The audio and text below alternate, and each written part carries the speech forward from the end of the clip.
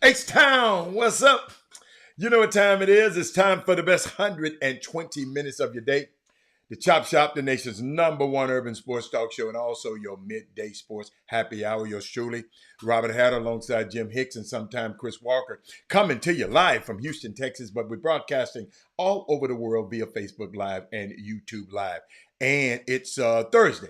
Baby Friday. The Chop Shop is not aired on Friday, so guess what? We consider this our Friday. We call it Baby Friday, and it's going to be a good one. You need to share the show right now. I'm telling you, share the show. Got some things I want to talk to y'all about. I mean, it's just some. I got a state of the Chop Shop address. I always have something for y'all to chew on every now and then, but got some unique stuff. Want to shout out to my starting five today. They are, that is Moody. Let me hold on. Let me check all my devices. That is Moody might have skipped the line over here. Let me check all my devices over here. Okay, I got you. I see you sneaking in there in the background a minute, but you ain't say nothing, so it didn't pop up on the screen. But we got that is Moody. We got Rod Wells, D. Holcomb, Robert Young is in the building. No. Hold on. I'm sorry. Let's go with Facebook first. We got That is Moody, Mate Cora, all these Facebook. Mindy Collins on Facebook. Hold on. Alex Sestero and Kimberly Johnson. Hey, Kim, how you doing? Messy Mindy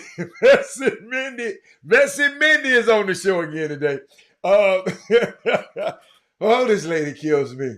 On the YouTube side, we got Rod Wells. I'm going to explain to y'all why I call her Messy Mindy. Rod Wells, D. Holcomb, Robert Young, Jeremy Davis, Simeon Sims, the Panther Network, and Brad Kimball. Those are on YouTube. Yeah, y'all, you see how she talked to me, Dedrick Carr. She ain't right, man. I love her, though. But she got me. Touche. Hey, Mindy, touche. I like that.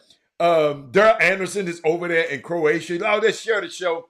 It's very important that we share the show because we're finding out that we're giving people some valuable content, and our problem is the people ain't getting it because we ain't talking about it. To everybody, hey D White, what's up there, business man? Where you been, man? The people been looking for you. You ran it. They asking me about tickets, and I told them you put the ticket business on hold. That's what I told him. He said it's hard to support women rock wins, and when you have women like Ebony K. What is you talking about? What is you talking about, man? What is you talking about, man? What is you talking about? Y'all see what I had to deal with? What you talking about, man? The date is Thursday. What you talking about women rock Wednesday for? Hey, Brandon. Yeah, I'm gonna let y'all handle it. Because I got some stuff for that. Brandon. Tonight is the night. The Warriors will have to answer tonight. Uh, but I want to share with y'all. I want to share with y'all something. Well, people said I didn't know. I didn't know. I'm glad you told me. I want to share with some of y'all. Winning matters to me. You know, winning matters.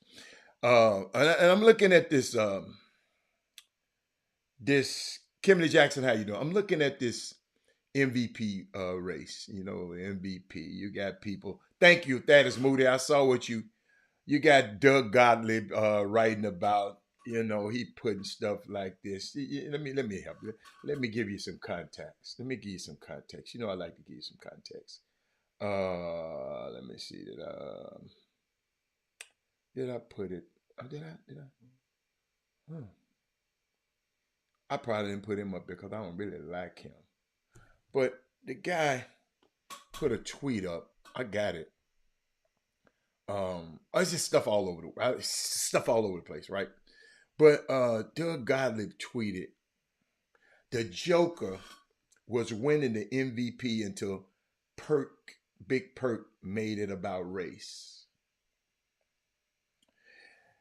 You have to go look up the history of Doug Gottlieb. He just can't help it.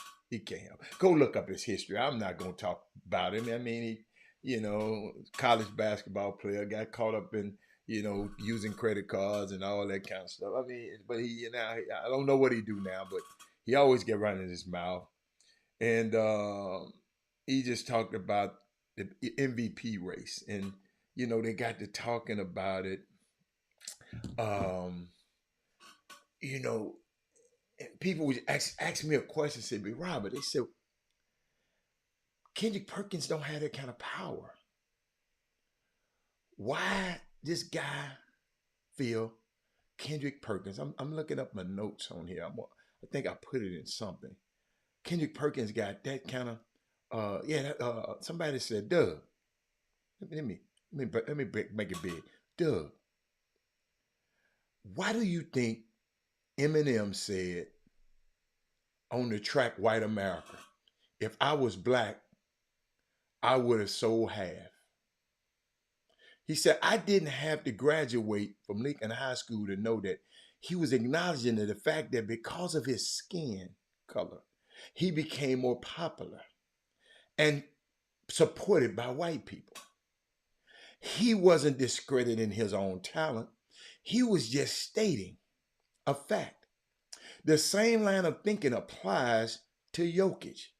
Race is already brought into it as long before Perk has ever said anything about it. So y'all, we always got these people, always got something to say. But let me tell you something about the MVP race to me. Okay? Because to me, winning matters. Joker won it last year, and he didn't win. He wasn't winning that much. Lost in the first and second round. I don't know. He won it over some people that won more. So they gave it to Joker last year. He won more this year. Hey, Ayana.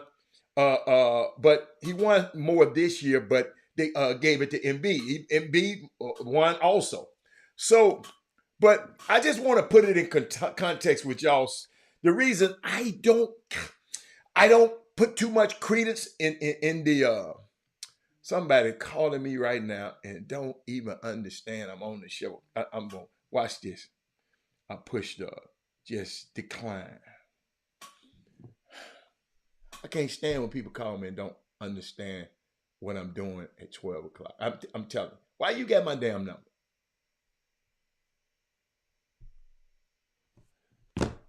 Excuse me, y'all. Sorry. And he done been on he done came on in and commented on the show. Yeah, it's some stuff just tick y'all. But Ayana, here we go. Winning matters to me. Ayana, I'm gonna give you something to take to the beauty shop this week. The last 5 winners of the MVP in the NBA, the last 5, in their entire careers, have 1 title and 3 finals appearances. The last 5. The previous 5 before that Y'all watch this. The previous 5 players to win the MVP before these guys, these last 5, talking about Joker, Embiid, and who Giannis, Joker, Embiid. These are the last 5. Joker twice. The previous 5 players before them to win MVP had 15 titles and 9 times as many finals appearances as these guys. I'm talking about the Kobe's, the LeBrons, and the Durants, and the Currys. Now, to me, the MVP with this analytic society is nothing but stats and look at me. And I just want y'all, don't take my word for it. Don't just take a look at it. These last 5 MVPs ain't won. All of them together haven't won but 1 title and 3 finals appearances. So you don't have to, you know what I'm saying? No, it wasn't freight. It wasn't freight. No, it wasn't freight. It wasn't freight. Now, I got to share with y'all some good news. Hold on. If you know me, you know I love this news. Texas Southern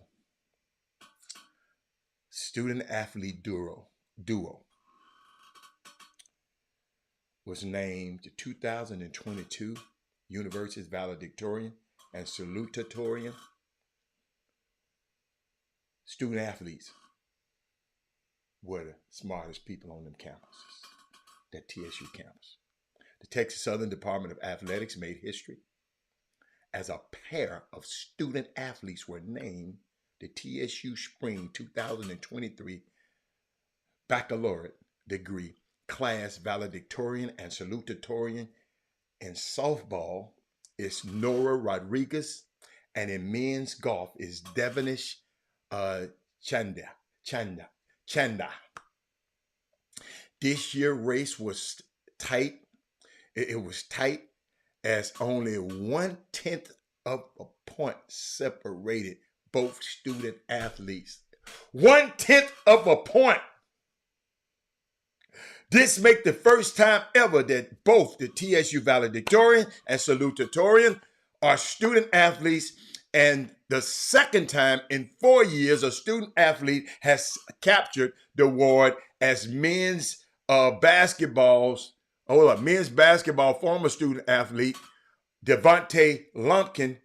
Oh, wow, I didn't know that. Was named salutatorian in spring of 2019.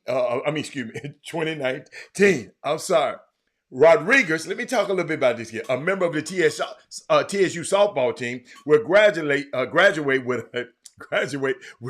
a Bachelor of Science in Biology from the College of Sciences and Engineering and Technology. Wow. She holds a 3.98 GPA and with aspirations of becoming a medical doctor. The Coppell, Texas native, is a 4-year Letterman winner, a pitcher, Thomas F. Freeman Honors College member, recently won TSU Athletics Presidential Award. Wow, which is award to the top female student athlete based on performance in the classroom, the field, and the community. Oh, I'm loving this. It means the world to me, she said, to be recognized for such an incredible honor. She said, truly takes a village, and I am incredibly grateful for the people in my life who constantly cheer for me. We cheering for you too, baby, over here. I would like to thank my family for making the sacrifice to provide me with incredible opportunities, my teammates for being a constant source of support, and my coaches for providing me the tools that allow me to be successful. Y'all know I'm loving when listening to this right now.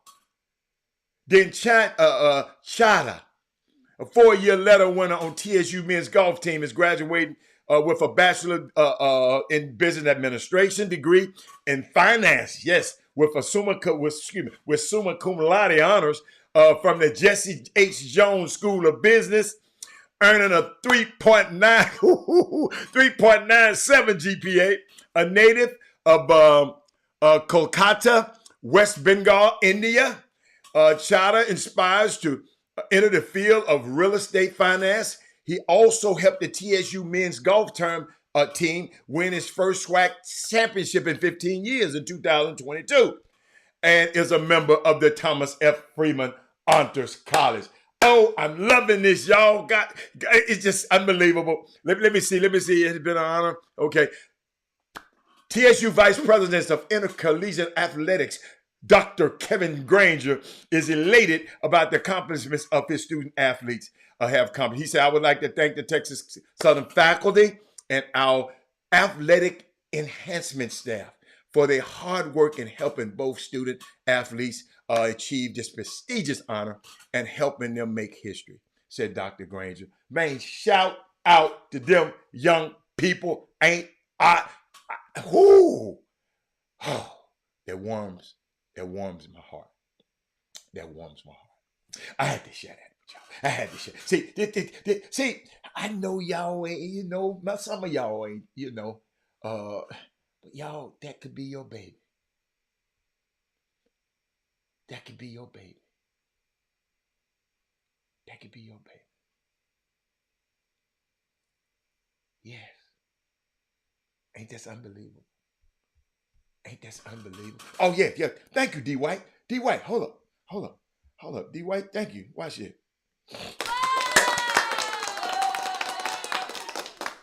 Wow. Now, where I go from here, I got so many places I want to go. I just don't know where. Got so many places. This one of these days, y'all just hold on. I got some stuff about the NFL I want to share with y'all. I got some stuff about summer basketball I want to share with y'all. I got some other stuff about summer basketball I want to share with y'all. I want to share with y'all something about Dylan Brooks. I want to share with y'all something about this. I meant to talk about it yesterday, and I think I'm going to start off here with this. I want to share with y'all about critically thinking and how we got to be more on it. I got so much stuff I just want to share with y'all. Oh my goodness. And I'm going down the list and say, where do I go? What y'all want to talk about? What y'all want to talk about? I want to know, channel show. What y'all, because I got some stuff for y'all today. What y'all want to talk about? Did anything interesting out there happen? I got some stuff in this phone that I need to talk to y'all about. I got some stuff on my board that I need to talk to y'all about. What interesting happened this week? And we didn't cover. Y'all know how I am. Y'all, I know. Hold up. Let me show you. I can go. And I'm going to share something with y'all about this in a minute. I can go to ESPN, right? And click on the button like I just did. And I'm waiting on it to load. And it's taking its time to load. I don't know why. But I can go over here, Are you talking about Alabama fires his baseball coach? Because he been gambling. They talking about Iowa State's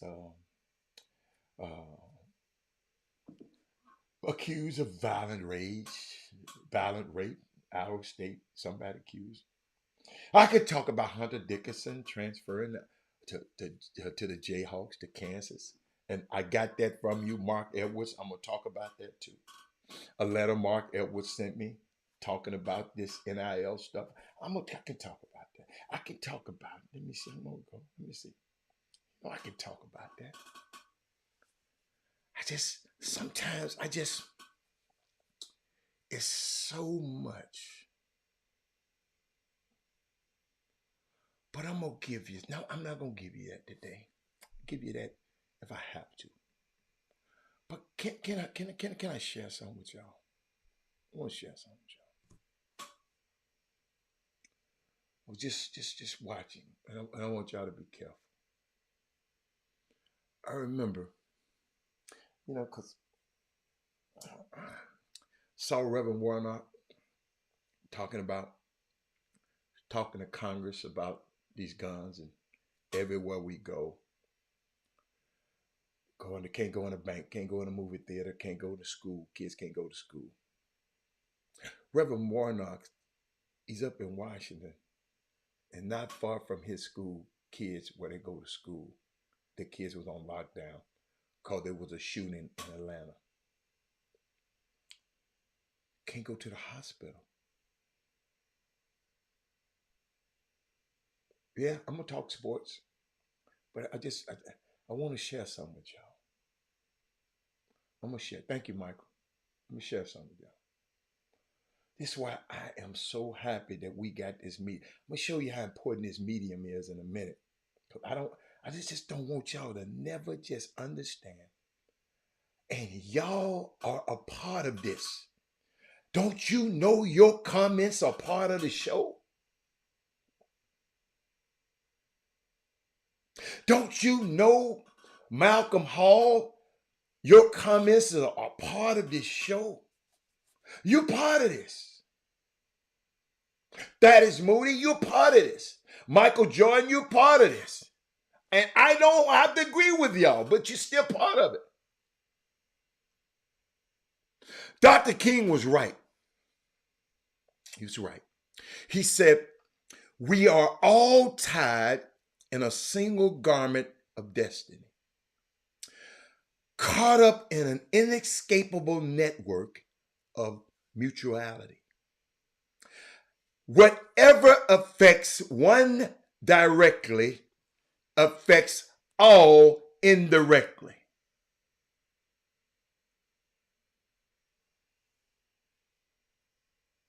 In this summer basketball,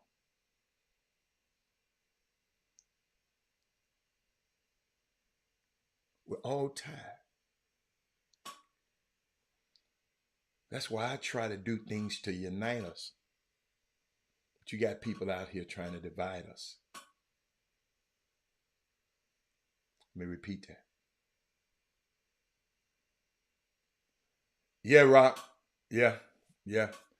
I don't want.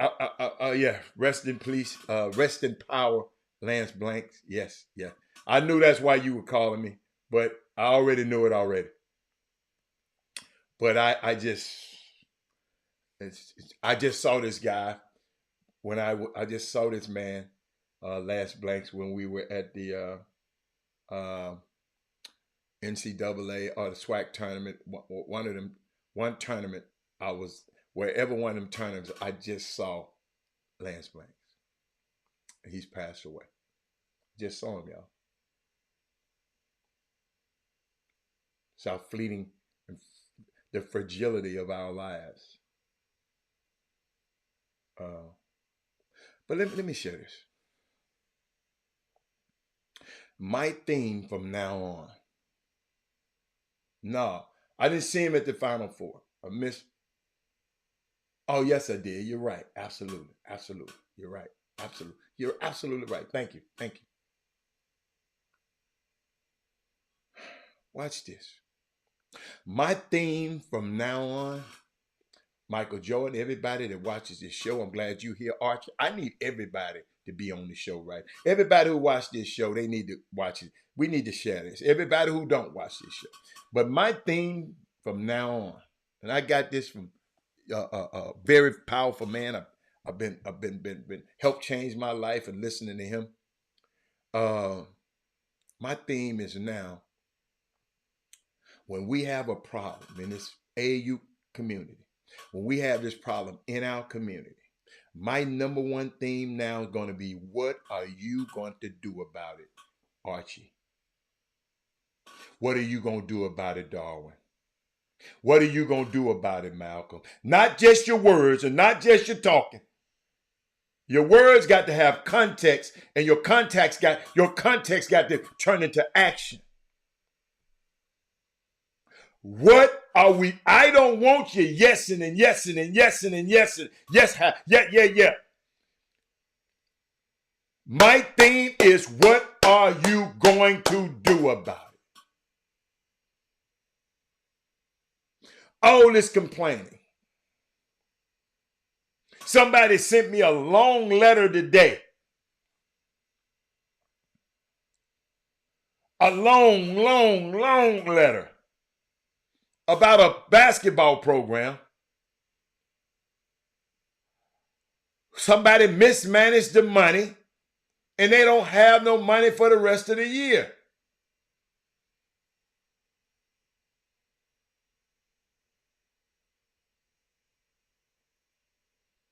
Y'all feeling me? I just got along. Oh, let me show it to you. I mean, I just got all this. Watch this. Hold on. Look. Watch this. Watch this. Watch this. With tweets and checks and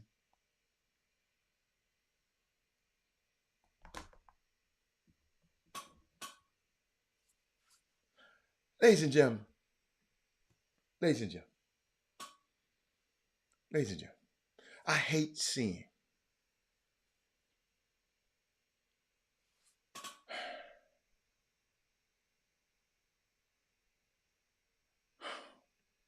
I feel bad for the parents and the players today. There are so many con artists in youth sports just looking to make a buck.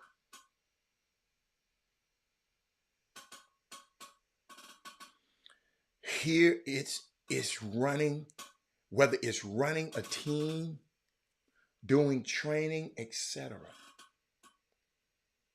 It's nearly impossible for parents to figure out who knows what they are talking about.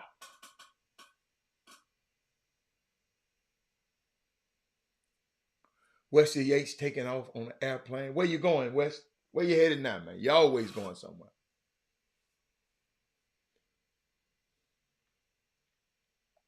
How do we change this? I prefer being transparent and share all the information that helped me get through my son through his journey. I gave it to you. I give it to you like a TI is. I never depended on none of these people to help me. Didn't depend on them. Now, Ayanna, if they were to help, I've given the people credit. I said, Alan Branch helped me. But I didn't depend on him. Because how would I look being a grown-ass man? And I'm worried about whether Jimmy Hicks helped me with my son. Or Chris Walker helped me. Or one of these guys helped me. Now you women, I understand. That's why we got this show. That's why I tell y'all to share this show. Because you women, y'all need help. But these men,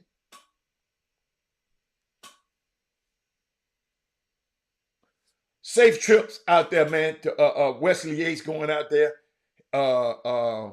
Him and Ashton Hardaway, they going out there to the Baller's Life in California, hooping together. Shout out to them. But y'all hear me. Y'all hear me. Y'all hear me.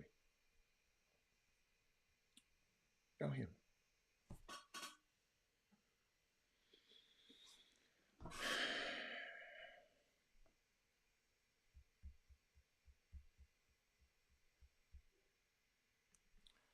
I'm finna share some with y'all. I don't think I've ever shared with y'all on this show. I really haven't. Let me see. Somebody had a comment.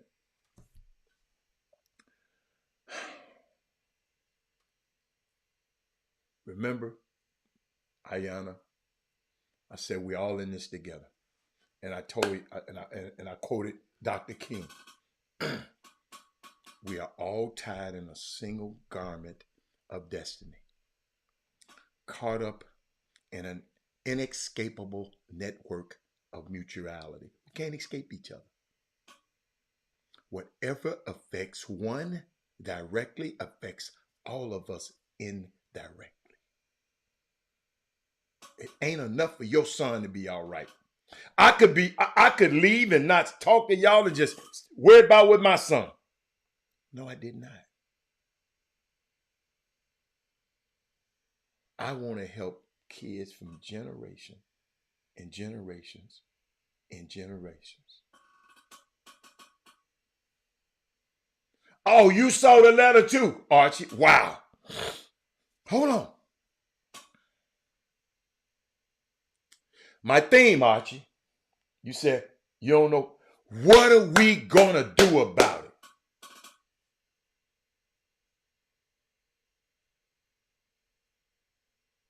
See, the uniqueness of what I do or what we do on this show is that we actually do something 4 days a week, 16 times a month.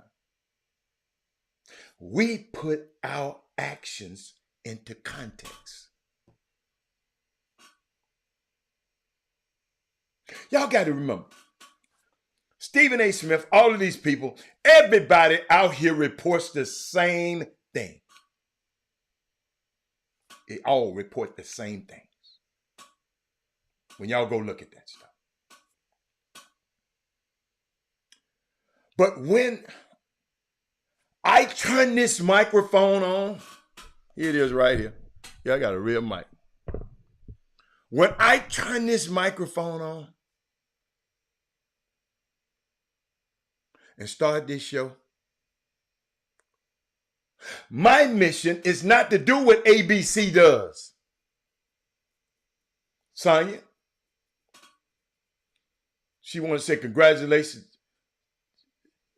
to Wesley Yates for being the ABCA Player of the Year. But when I turn on this mic, Malcolm, I'm trying to do what ABC does. I ain't trying to do what NBC does. I ain't trying to do what CNN does. I ain't trying to do what MSNBC, ESPN, The Undisputed, and all them other, all them other shows. I'm not trying to do it. They all do the same thing.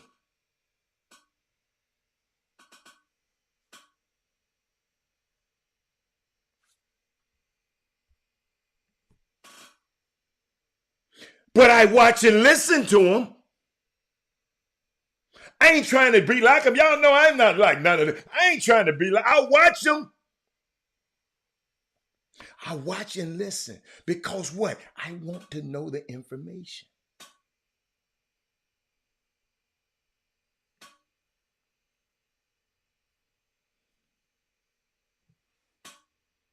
I want to know the information.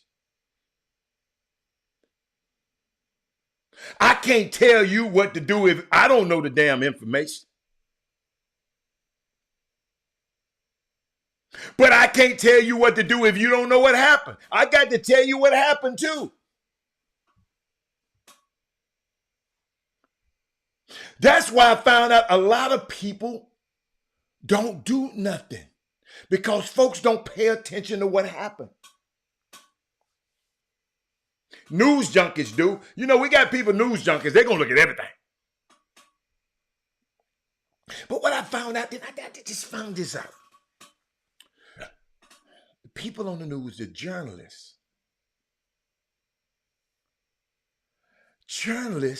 are trained not to be active.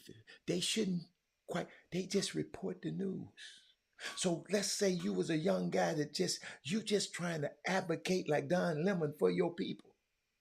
They're going to fire your ass after a while. That's why you got to have a show like this that can't nobody fire me.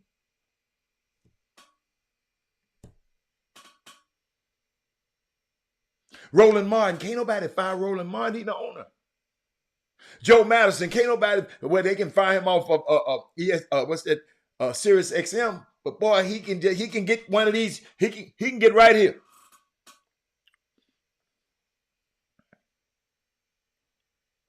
I want you to have the information that, they're trained not to be activists. And I was talking to a guy and he was just telling me about when the young guy, what's my guy name? The young fella, one of the Tennessee Three, the Pearson guy I was talking about. I'm tell you his name in a minute. He chose to do Joe Madison's show.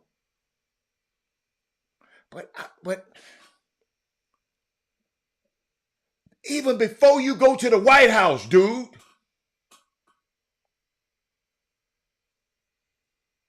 you go do Joe Madison's show.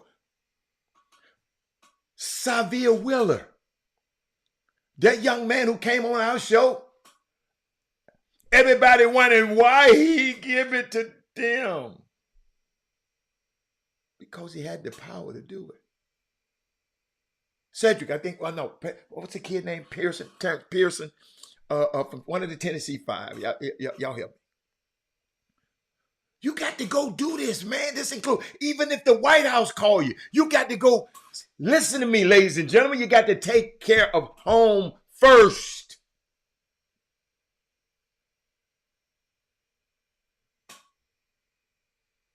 I'm going to tell y'all this story about a PR firm.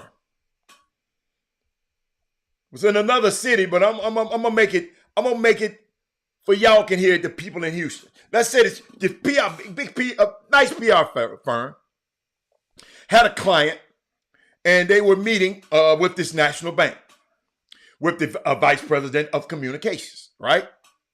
And the PR firm, had the contract with the with this bank, and they had a special program that they want to get out. Right? Special program. The bank wanted to get out, the black folks.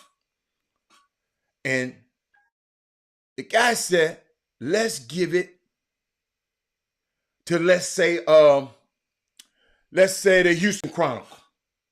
Okay? The bank said, let's give it to the Houston Chronicle. You got me? So when the Houston Chronicle, so it was just, like I said, it's a special program. So the guy said, no. First, we're going to give it to the Forward Times or the Defender. The PR firm said, or the black newspaper. And the white VP said, whoa. He said, don't black people read the Chronicle? The PR firm said, yes, they read the Chronicle. He said, then why should I give it to the Forward Times or the Defender then instead of the Chronicle? He said, because when they see it in the Defender or the Forward Times, they know it's for them. It's called targeting. Knowing your audience. The first place any of y'all should give news is to the chop shop in the sporting industry. The things these guys, Chris Walker and Jimmy Hicks has done,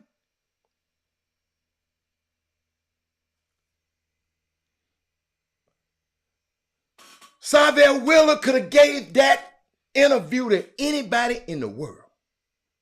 He chose to take care home first. Why? Because these are the people who brought you to where you are. These are the people, your mama and your dad, these are the people, he told y'all, these are the people who came and covered me when I was in high school.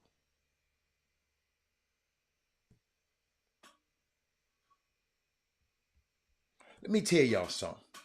Then I'm gonna bring my man on. I'm gonna tell y'all something.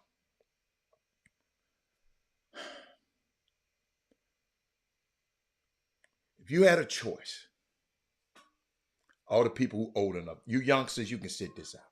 You had a choice to be on Ebony or Jet or the Time magazine. Which one would you choose? Most of y'all would choose Time magazine. I wouldn't. Most of y'all would. See, let me tell y'all something about this chop shop. And I don't care what nobody say something about it. I do not, I repeat, underestimate, undervalue, or marginalize us. We are valuable to this community. We so valuable. So another young man want to come on and announce his. If Xavier don't do it, maybe this young man might have not had the courage to do it. Y'all, we can't keep undervaluing, underestimating, and marginalize each other. And I'm serious about that. We got to learn it. Dude, I had the people from Washington, Kentucky calling me. Not because of me. It was because this young man took a stance and said, I'm going to announce this on the platform that took care of me. I forever think that young man would go down in the history books of the Chop Shop. But hey, y'all, look who here. He ain't, I don't know where he been. I mean, whoa, man, you giving one of them soliloquies today, dog. You preaching today. Coach, let me tell you something, man. Our people perish from lack of knowledge, man. We don't know. Some of us just don't know. Xavier told them folks, I done been to 3 SEC schools. Now I'm going to the Pac-12, and I'm going to announce it on the Chop Shop. Chris Walker, did you imagine this in the beginning? I'm sorry, huh? The Lakers up 1-0. Keep going now. Did you imagine this when you said, man, I want to have a sports talk to you? Did you imagine this? Listen. Before Jimmy and I was talking about this the other day. When I started this was to really counteract all of the nonsense in grassroots basketball. Because we used to be on the phone every day, you included, talking for hours, and I'm like, man, this is ridiculous that all this knowledge or whatever it is on this phone and not shared with everybody else, amongst all the other things that we talked about. Right. And so, therefore, it started as a Chris Walker show and moved over to becoming the Chop Shop, which you guys have done a great job carrying on the legacy. And it comes down to, and I'm in the media on the other side. I'm what you call the PWI in the media. Yeah. Right. Yeah. I'm not I don't want to say has like the HBCU, but you know what I'm saying though. Yeah. So what I'm saying is, you made a great point a minute ago. Would you give it the time, or would you give it to Jet? And here was my comment to that. I wouldn't want to put a mafia gun to my head and ask me which one would I do, depending on the situation. I'm going to be honest with you. But here's the deal. I understand where you're coming from. Because guess what?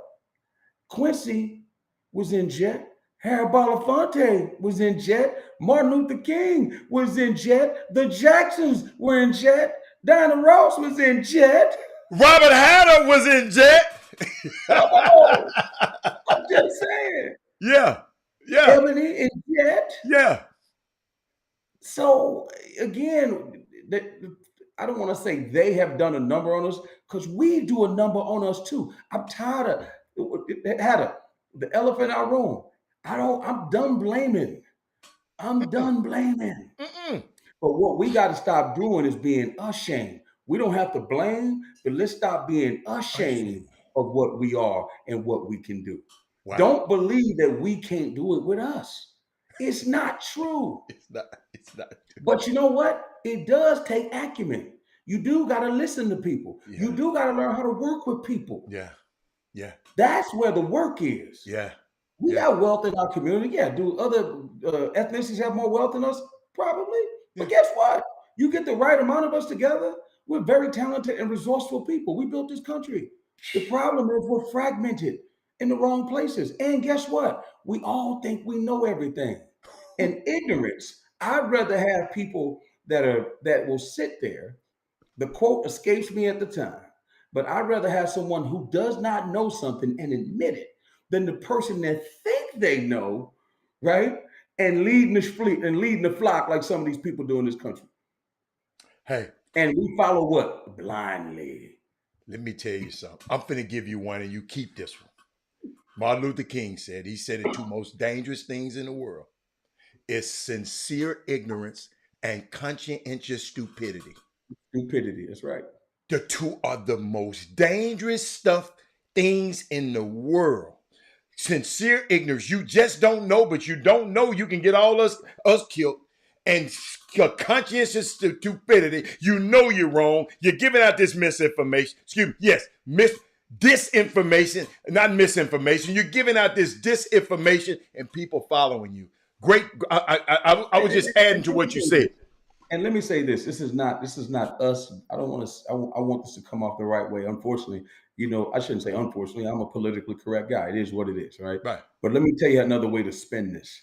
Instead of us looking at, right, us fighting the enemy. Okay. It's not about me wanting to fight the enemy. Mm-hmm. It's about me wanting to fight with Robert Hatter. Instead of me fighting the enemy, I want to fight with my friend. You know what I'm saying? Like I embrace that more than fighting against whatever we perceive the enemy to be. So if you're looking at us versus them, us versus them, us versus them, that's where you focus to fight. You know what I'm focusing to fight on? I want to fight with you. I want to fight with you. We're gonna have enemies no matter what, but I'm gonna fight with you. Because you know what people understand. Think about when you fight in a barracks. When you fight in a barracks, you don't fight front to front. You fight back to back. And guess what? I can't see behind my back. So I got to do what? Trust that. That's why the whole thing is, do you got my back?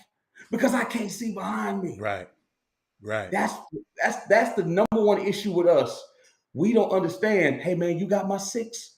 And only people in the military, if cops are on the feet, the military or anybody else, they know what you got my six mean.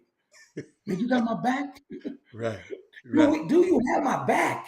You know what I'm saying? I'm glad you used that because I always use that in relationships, in marriage, because friendships and relationship, we always face to face. Yeah. We face to face. So guess what? If we always face to face, the enemy, the people can come behind you because we always looking and fighting with each other. And we need to be back to back. So we can get out of that alley. If we can get out of that dark alley if we back to back. If we argue with each other, we can't get out of that alley. But I like that. Keep going. And let me tell you something. Because I got to make an announcement and then I got to run about the which I've been waiting forever. And Jimmy been on me about that oh my God. The young men. The kids that won the African American essay writing contest. Black History Month. But somebody gave me right when I was saying that I had somebody gave me some really, really good information the other day. I can't remember when I said that I got off my train of thought. But the bottom line is, as I said before, back to the media. And here's the thing, guys. You pulled my coattail to something the other day that I didn't even know what happened with the track, the speed guy in Georgia, right? And so I've been making a couple of calls for some kids. So when you put your name in the draft, you can educate them. If you don't have eligibility, the agent that's representing you has to be NCAA certified, or you have to say, I'm not coming back to college to have agents work on your behalf. I don't know if that's right or wrong. So I called a couple of teams. They say, well, somebody representing them has to call, or the kid got to call himself if he wants to get a workout, because otherwise there's no other way for us to be in contact. Okay, well, that's fine. You gotta work for yourself, or you gotta have an agent working for you. Interesting. Now, why am I saying that? Guys are getting ready for the draft. They're going to a person, right, who cares nothing about their culture and where they come from, only what they can do for him. And what they think, someone has them thinking that only he can do for them. Okay? When we know there's about 10 other places and 10 other people that do the same thing, but of a different hue, and who don't want to deal with the people that are advising these people to go there. Right? Now, let's talk about agents for a second. Now, this happened to be a groundbreaking year where I think 4 of the top 5 football players were represented by, it was the football guys. Mm-hmm. So why is that changing? Why is that changing? That's intentionality, people. Yes. Yes. That y'all got to give credit to the Robert. See, people don't give credit to people like you and the posters because they don't understand. They don't understand what y'all had to go through in order for these people to say, I don't want to go to these other places. They don't know. All we did is show them that we, when given a chance, we the best. That's all we did. Oh, Coach, I want everybody to think about, oh my God. I want everybody to think about this one name. Homer, oh my God, what's his name? The quarterback at Clemson. I was watching something on the ACC network when Clemson was number 1 in the country in 1982. I think it's Homer Robertson. I think it was his name. I don't know what you're talking about. Clemson University wasn't known for football. Mm-hmm. They had a black quarterback, and I think it's Homer Robertson. Somebody Google it real quick. 1982 national championship. He played for Coach Ford, Dana Ford. I think it's Dana Ford. Mm-hmm. They said back then in Clemson, South Carolina, not Dabo Swinney Clemson. And back then, they didn't know if a black quarterback could lead Clemson. Clemson, who had never won. Forget about win. Homer Jordan, that was his name. Jordan. Mm-hmm. Homer Jordan led them to the undefeated national championship, beat Roger Craig and Mike Rozier in the Orange Bowl. And guess who the nose guard was, a freshman nose guard? William Refrigerator Perry. Yes. Yes. Homer Jordan had it. The point you make all the time. Given an opportunity, anything is possible. If you tell us this, here's my thing about stem cell research, about Silicon Valley. I mean, we're completely shut out. You know what we're not shut out? You know what we're not shut out? Rap music. We ain't shut out there.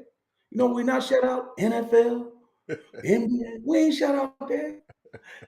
And it's real money in the NFL. Yeah. It's real money in the NBA. Yeah. Real money. Yeah. Lamar Jackson, 52 million. Yeah. 51 million. It's real money. 2 dudes, so 11 million black folks. Mm-hmm. And what I'm saying is, now they got all this AI stuff coming out. All of these people making money. So these 2 gentlemen, these 2 kids I'm going to talk about real quick. Okay. Right? And the way I love it, because the stuff that you kind of know, right? In 7th grade, his name was Jace Arriaga. Hope I said his name right. His daddy been getting on me because he said, man, my son stayed out. He didn't go to AAU practice. He didn't do all this stuff to prepare for this writing contest. And I'm going to send it to you so I can show you what the kid did. Mm-hmm. He did his essay on Garrett Morgan. Somebody right there says, do your research, right? There's Malcolm. Malcolm, do your Garrett Morgan invented the 3-position stoplight. Now think about this. And I know you probably know that. So I always tell y'all, hey, what is it that black folks have an impact on that we use every day? Cell phone? Computer? They say maybe. Internet? That somebody says I'm black. What I'm saying is that we get credit that we make money from to this day. TV, everything that we use. I'm sure there's some stuff that we don't get credit for, right? But the stop sign, we all know what that is, right? Garrett Morgan, right? So that's my 7th grade winner, right? From Knoll Middle School. I'd love to read. I'm going to send you the stuff Monday. I'm going to come back on Monday, and I'll read what he wrote. Unbelievable, impactful, took his time. And I'll read the daddy, raking me across the coals because I was supposed to announce this a long time ago. So I love to read. Even what he said was unbelievable.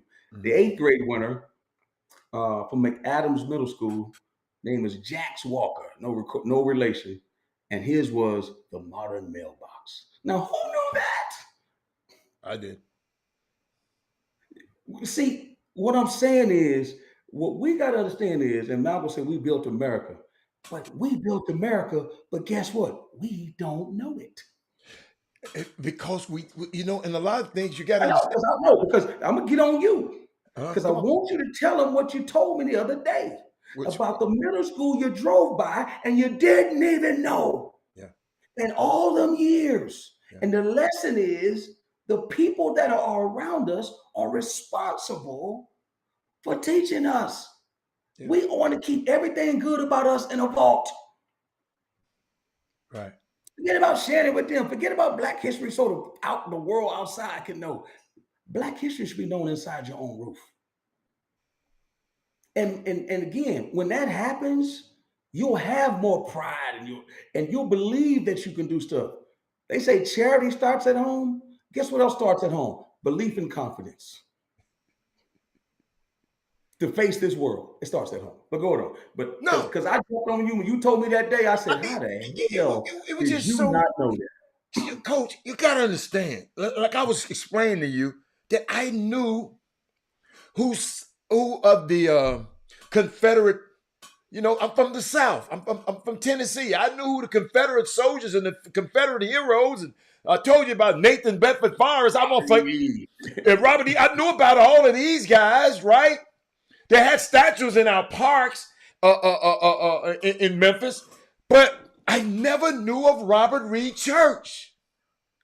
And in my where I kind of grew up at, the Robert Reed Church Middle School is there. I've passed by there a million times in Chris Walker and did not know. But I'm riding down there. My girl, she said, "Robert, look at there." She ain't from Memphis. She just riding with me in the car. And I'm taking her through my neighborhood. She said, "Look," I looked over there. And I U-turned and went back and went on the property. Robert Reed Church Elementary. One of the richest black men, first millionaire rich black man in Memphis, helped save Memphis because Memphis has lost its bond and its charter. So that means you weren't a city no more. He helped. They went through the yellow fever and all of that kind of stuff. I mean, he owned Bill Street, owned all of, and they took all of that from him.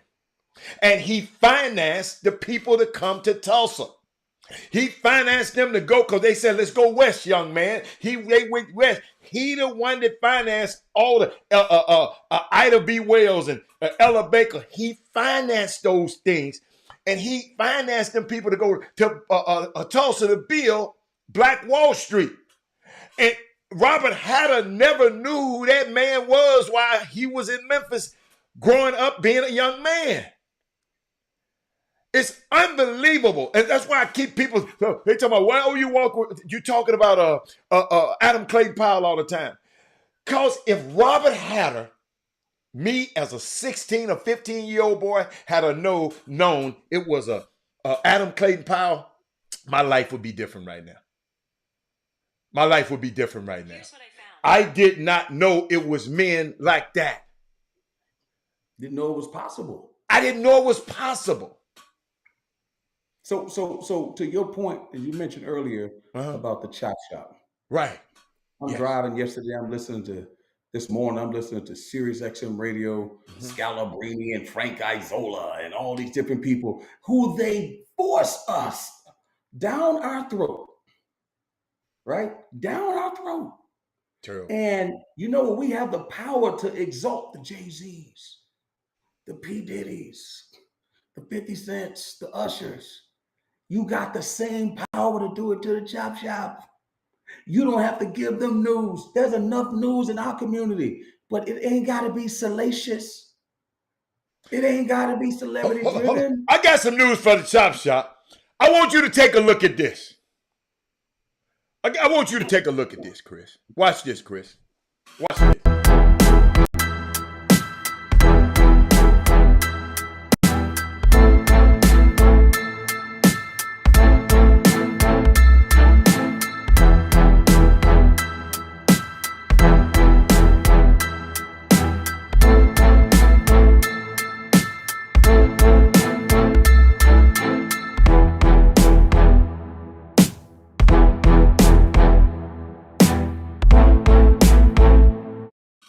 Chris, that business was birthed out of listening to us on the Chop Shop by one of your homeboys, Kelton Solomon.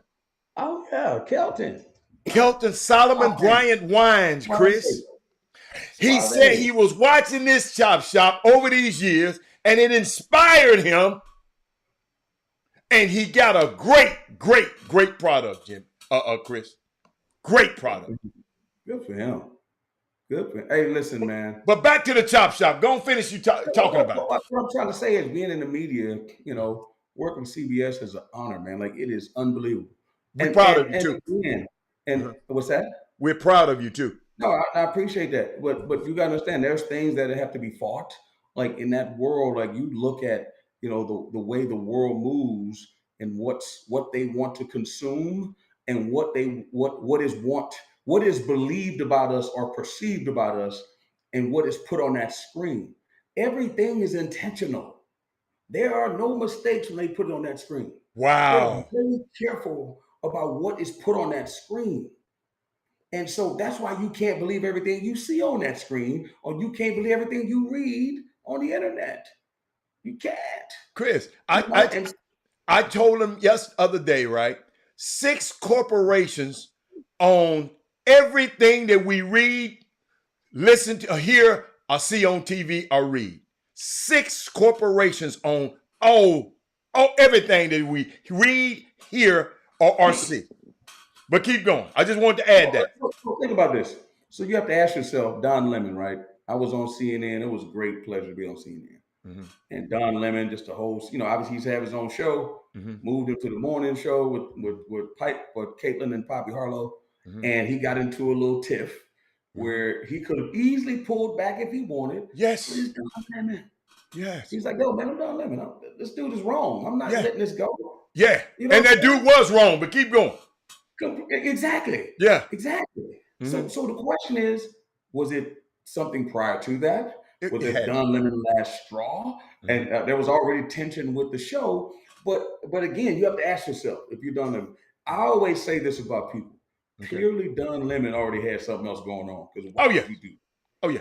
Clearly had something else going on. And then you ask yourself about a Jamel Hill, like, Jamel, why would you take yourself off that platform? I get it, you can do what you're doing, but you Twitter, you got people that can reach you, but everybody know, you know, the girl that we watching on TV doing NBA TV, we know who she is. We listen. People are different. And don't get me wrong, people listen to Jamel Hill, but when you're in that seat, people get, oh, you're a sellout, you this and that. Like, man, do you know how much money Stephen A. Smith make? Do you know that Stephen A. Smith got a decision to make? A $10 million a year decision. My frat brother, Omega Psi Phi, he got a decision to make. And there is a line. I'll tell you one thing. One dude who's not afraid to cross that line is Jalen Rose. And he get there every once in a while. He gets there. They made his ass apologize, Chris, that day too. 100%. But guess what? Guess what they haven't talked about? What Phil Jackson said. But he's not on the air.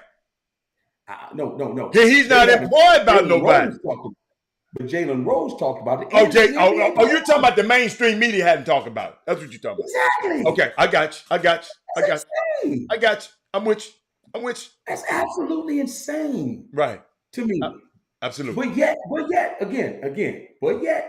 But yet, and I'm not, again, I don't want everybody to jump on me. We jump on Jerry Jones. They didn't jump on him enough to me.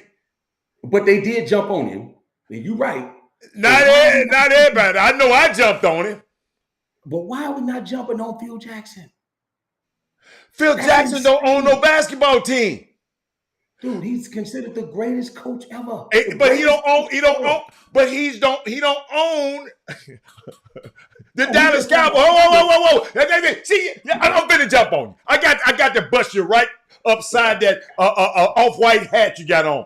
Hey, Chris, he don't own an NFL team, man. He's not relevant anymore. Why are you gonna jump on somebody who's not relevant? Half the kids don't know who the hell Phil Jackson is. I'm gonna jump off this. I'm gonna jump off and come I know you got to go. Come on. All right. Uh-huh. Come on. What'd you say? I'm gonna jump off and come back on with Jimmy. All right. Okay. Hey, See how I do, man? Y'all share the show. Why haven't y'all shared the show? Unbelievable. We giving y'all all of this great content, and y'all haven't shared the show. Let me see. At least we got 27 thumbs up.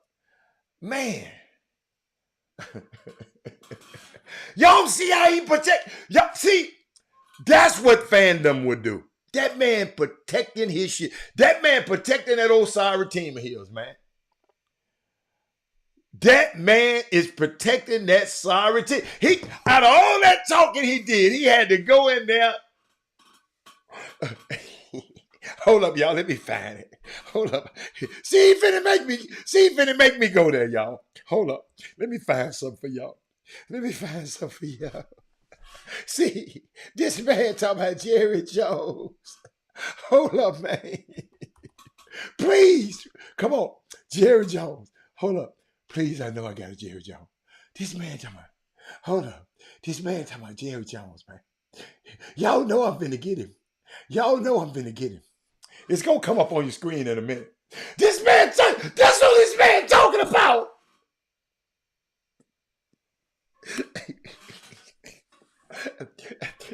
I can't believe this. Let me make it look. I make it big so y'all can see it. You see, I circle it. Yo, let me look over here. This is who he talking about.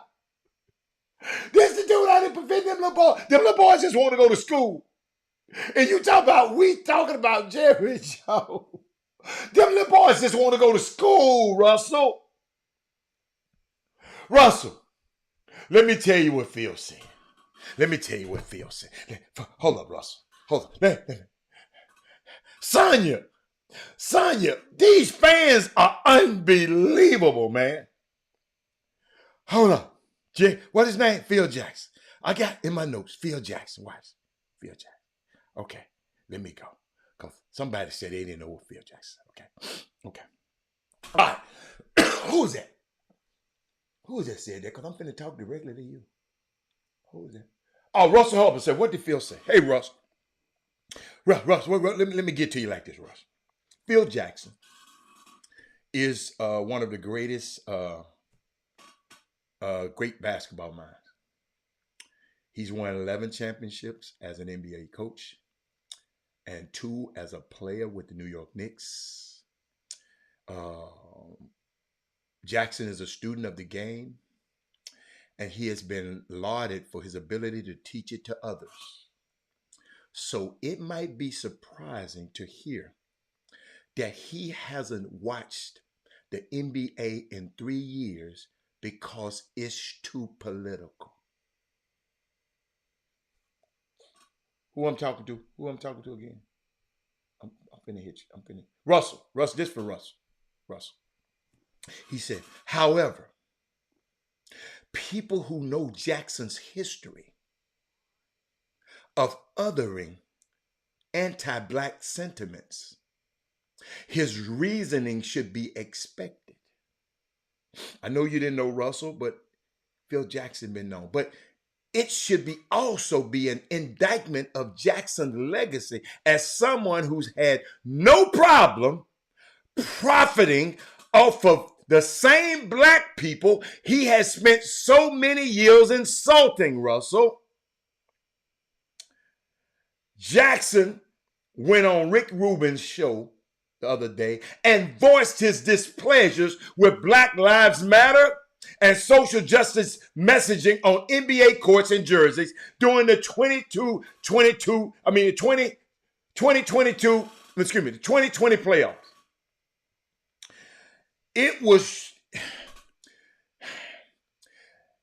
He said the NBA was trying to cater to an audience, are trying to bring a certain audience to the game. Phil Jackson, we always been a part of this game. And he said, and he didn't know it was turning other people off. People want to see sports as non-political, he said. Politics stay out of the game. It doesn't need to be in the game. Dude, this wasn't politics.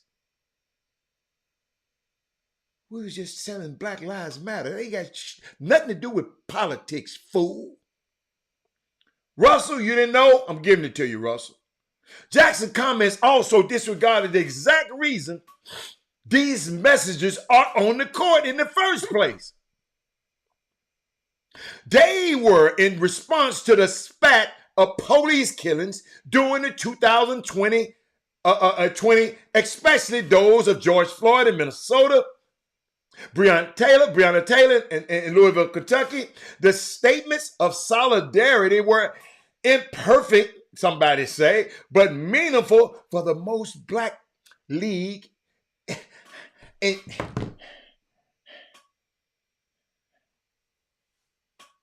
But he said he don't want to watch it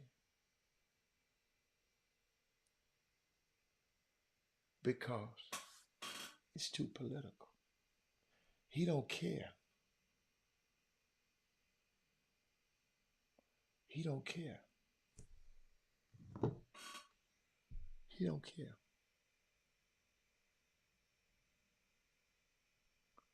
Hold up, y'all.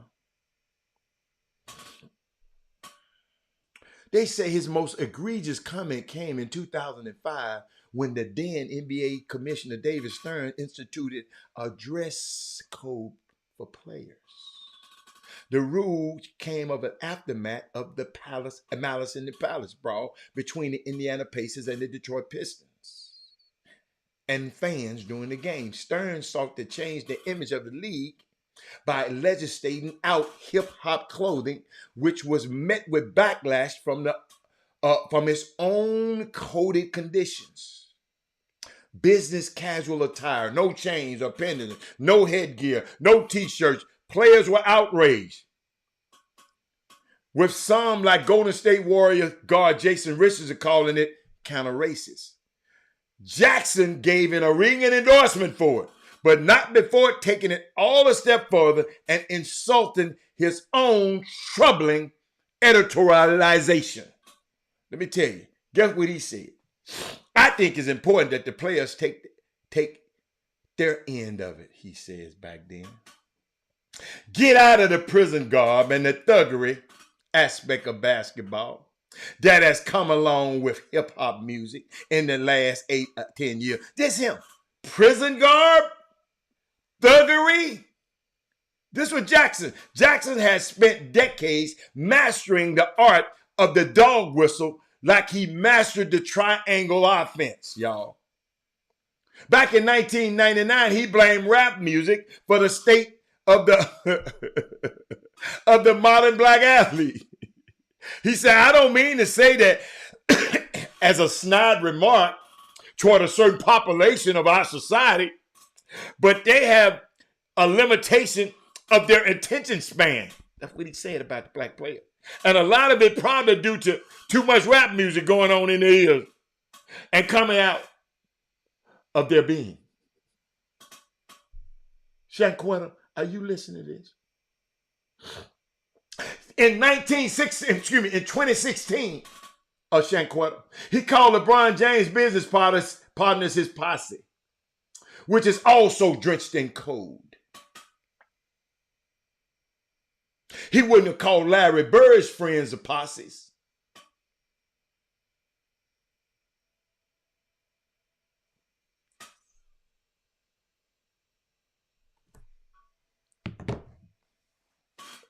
So, what my man at? Who was I talking to? Who was I talking to? Russell. That's what Phil did. Look at his. Y'all keep telling me. Y'all remember I told y'all. To know a man, look at his history. Look at his history.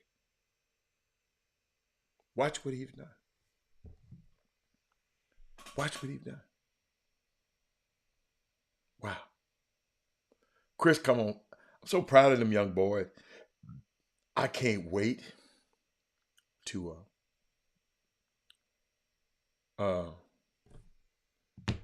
talk, to know a little bit more about what the young men were doing, the young men Chris were talking about.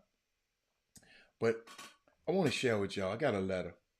Mark, you wrote this letter. And I'm finna read your letter today. And let's talk about it, y'all. Let's talk about it. Yeah, let's talk about it. Let's talk about it. I think Mark was I can't believe y'all ain't shared this show. Oh my God. I just can't believe it. To know a man, look at his history. And not his story, not the story he telling you. You look at what his ass done. You look at his history, not his story. Because he gonna tell you any damn thing. Look at what he's done. Somebody like Chris. See, sometimes I don't even understand some of the stuff I've done. I never looked at it like the things that my firm has done has postured the way for these black agents now to represent for the top 5. I told y'all in Jet magazine, they had us on the cover saying the first time in team sports history, I got to find it for y'all, that an African American owned firm has ever represented the number 1 pick, Orlando Pace. First time in history. That was in 96.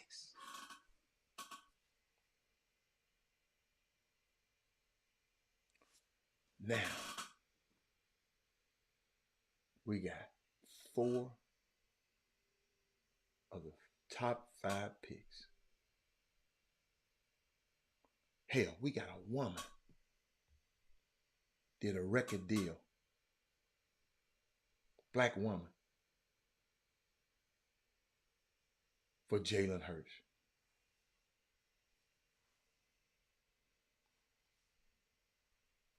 And somebody told me this morning, he said, man, do these people on this show really know who they talking to, who they got in their midst?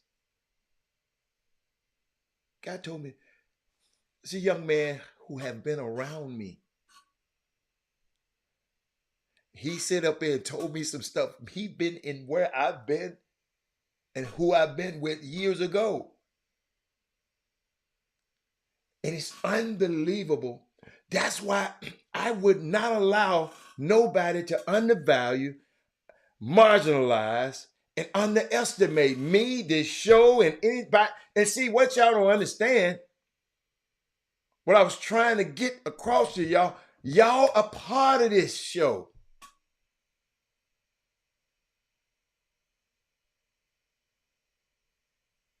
This ain't about me. This ain't about Jimmy. This ain't about Chris.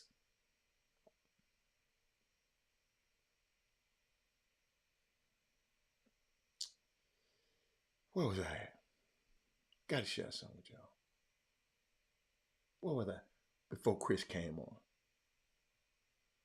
So I was telling y'all about the PR firm. Yes. Yeah, I think I finished that. Can't do that.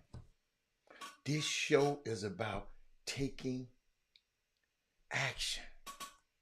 I'm tired of talking. Y'all got to remember, y'all part of a team. When you comment on that thing right there, you become a part of the broadcast.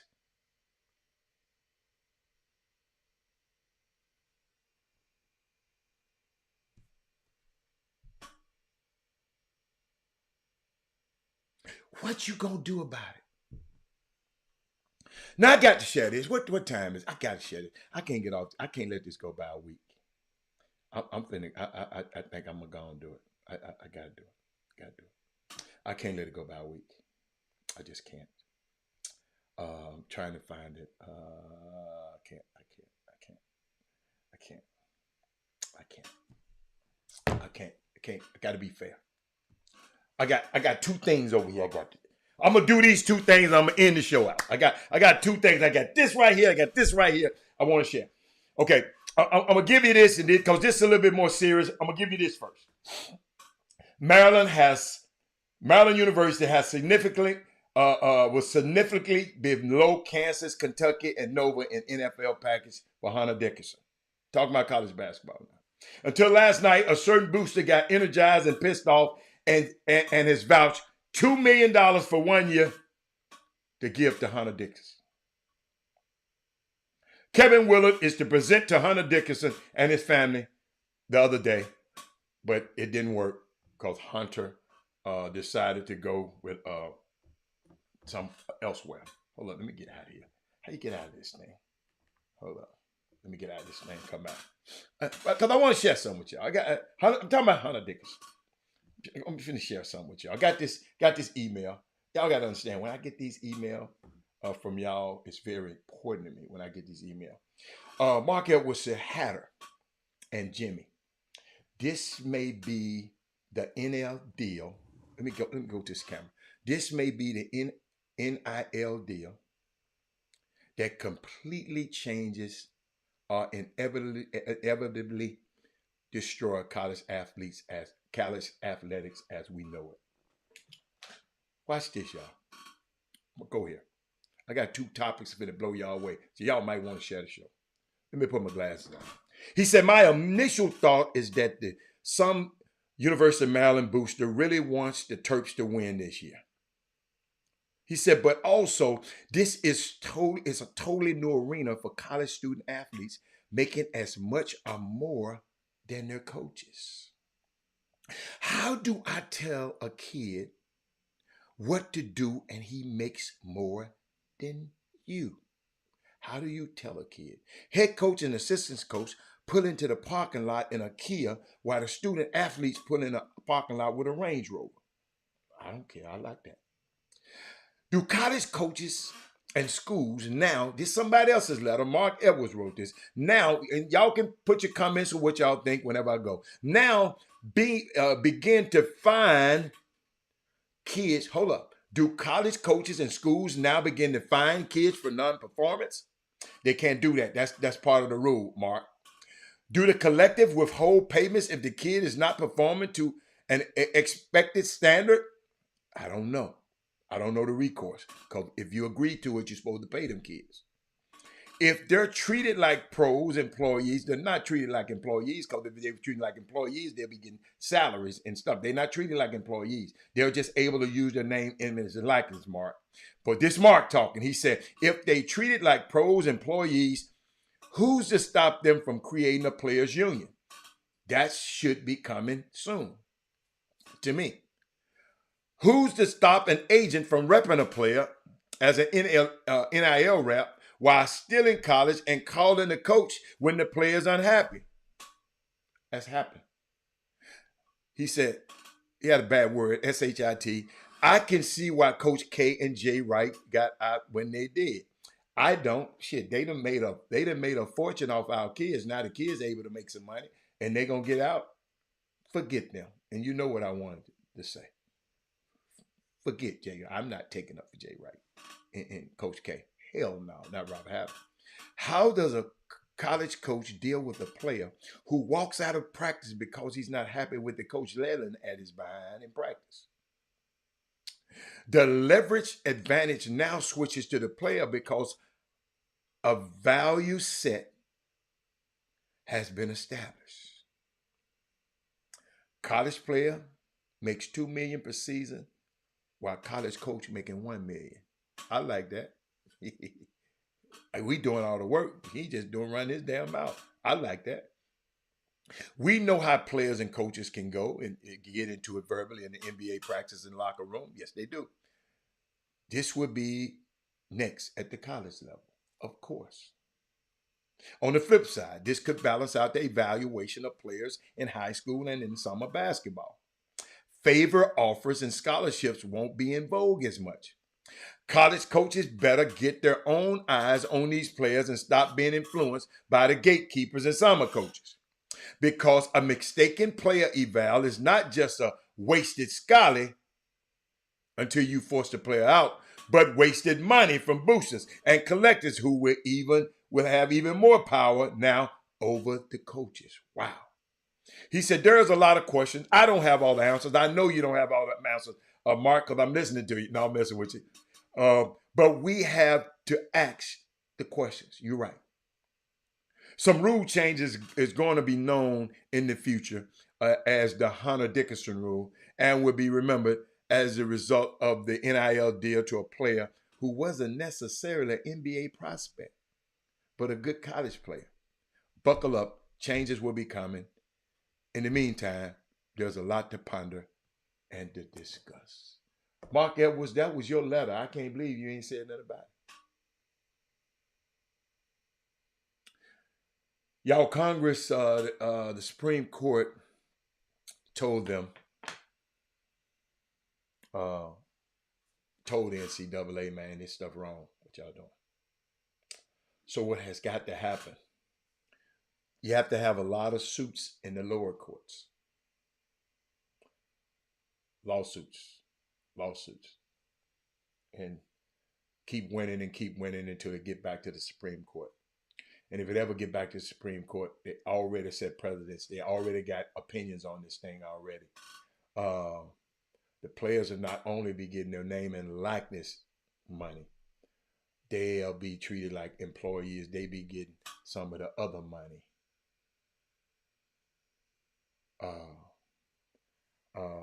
I'm gonna talk about that again at another point. The NCAA, man, they've been getting away with this a long time, and now it's time. It ain't no fun. I told y'all when the rabbit got the gun. So when I leave there, no. You did good, Mark. Mark, you did good. You did good, Mark. Now I'm finna go back to something else, Mark. I got to get my screen up on the wall right now before I do this, Mark. I got to get my screen up on the wall. I can't. They playing with me down here, Mark. They're playing with me, Mark. But you know what? I'll forget about it. I'll just go with my notes. Mark, I saw something. Yes, other day. I saw something that troubled the hell out of me.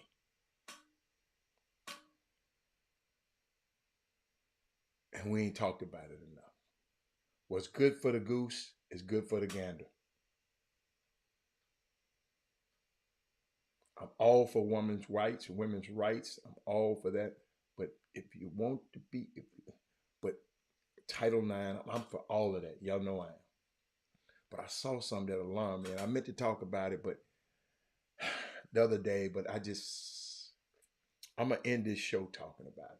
I need more women. I need more men. I need y'all to share this show. Because I'm going to talk about the University of Miami, Ohio basketball coach who stepped down after allegedly relationship with one of her players.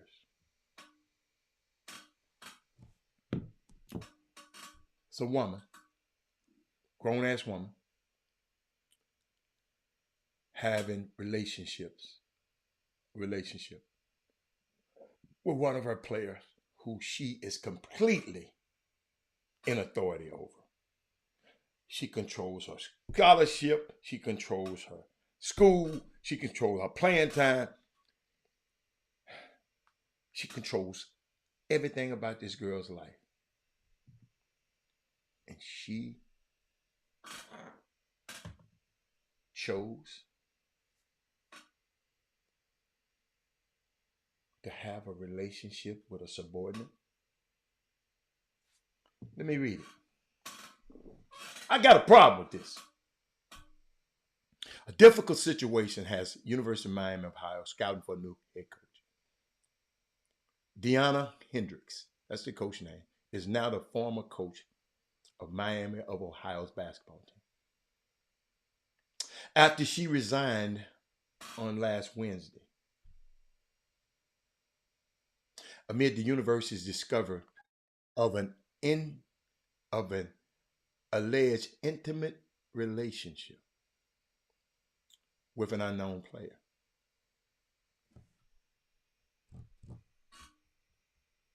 Got a problem. Problem. According to communications provided to the Athletic, Htx, who was 38 years old, and the Red Hawks player shared over 180 text messages within 11 days, ladies and gentlemen.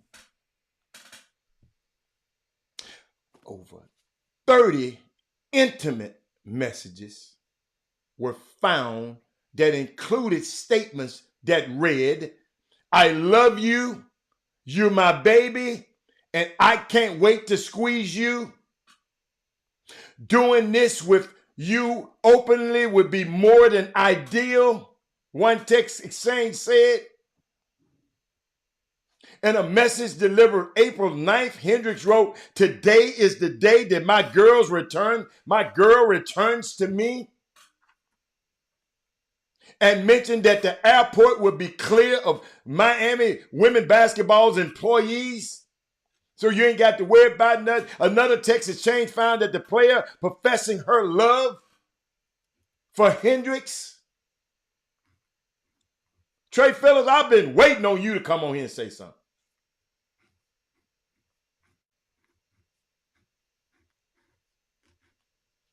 University of Miami athletic director David Saylor suspended Htx on April 20th, the day after he became aware of the text messages. As determined by the university, there were no allegations of criminal activity, nor was there indication of a Title IX sexual misconduct violation. Y'all need to change the damn Title IX then. This woman was thirsty. 180 texts. However, this investigation led to her resignation. Had she not resigned, the university would have to pursue the termination process.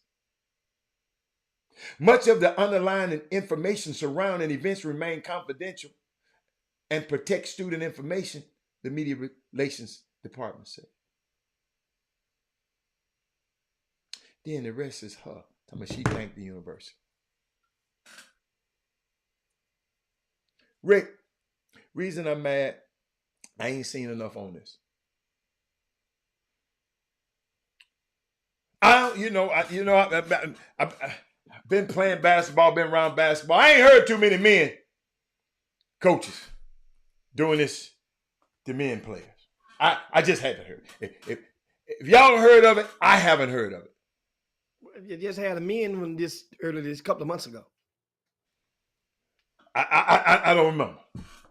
Yeah, you remember the man, that assistant coach up on the East Coast, and he should. Now that was the players messing with the players, and the assistant coach didn't tell it. I'm telling you, and the assistant coach just didn't. You talking about Juan Dixon now? Chopping State, is that the one you talking about? Yeah. Yeah, the coach wasn't. The coach just didn't. Oh, you saying the coach was involved? Yeah. But the suit wasn't against saying the coach did nothing to him. I read the suit. The players were doing the stuff to the boy.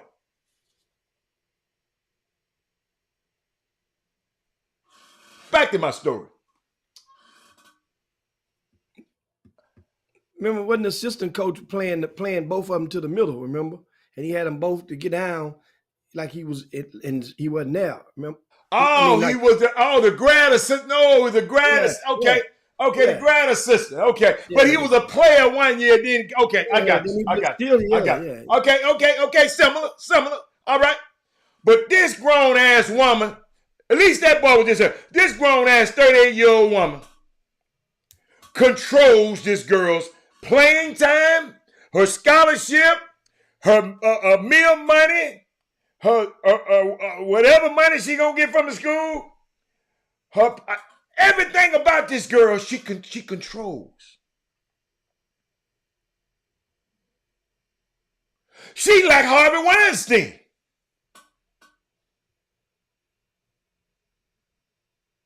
Unbelievable.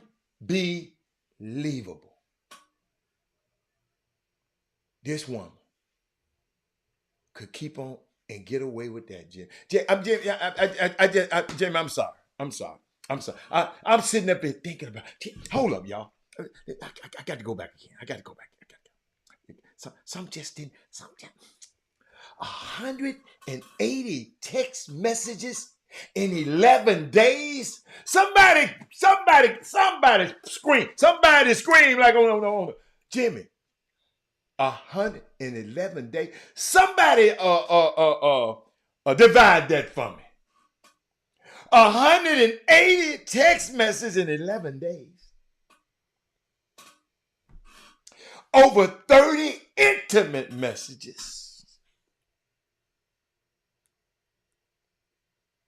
I love you. You my baby. I can't wait to squeeze you. Doing this with you openly, Jimmy, would be more than ideal. She got this little girl head effed up.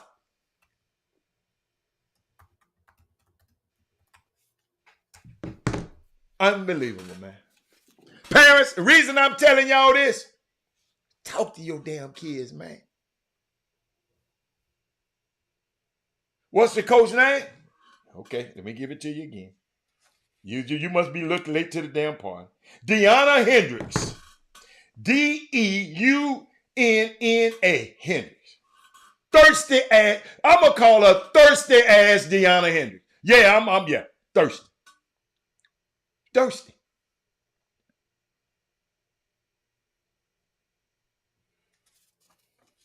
Unbelievable.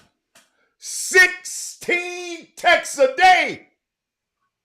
I ain't got that damn much time, Jimmy.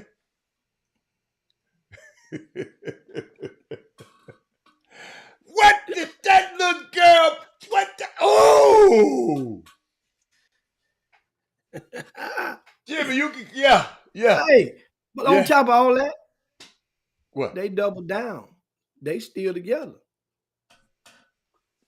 That's her boo. Shit, it better be a boo. It's her boo. They down with it. Hey,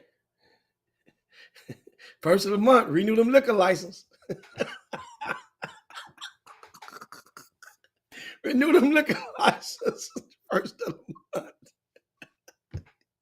Man, I'm not gonna do this with y'all today. Amen. I'm trying to give. Listen. Wow. Boy. Talk to your kids, man.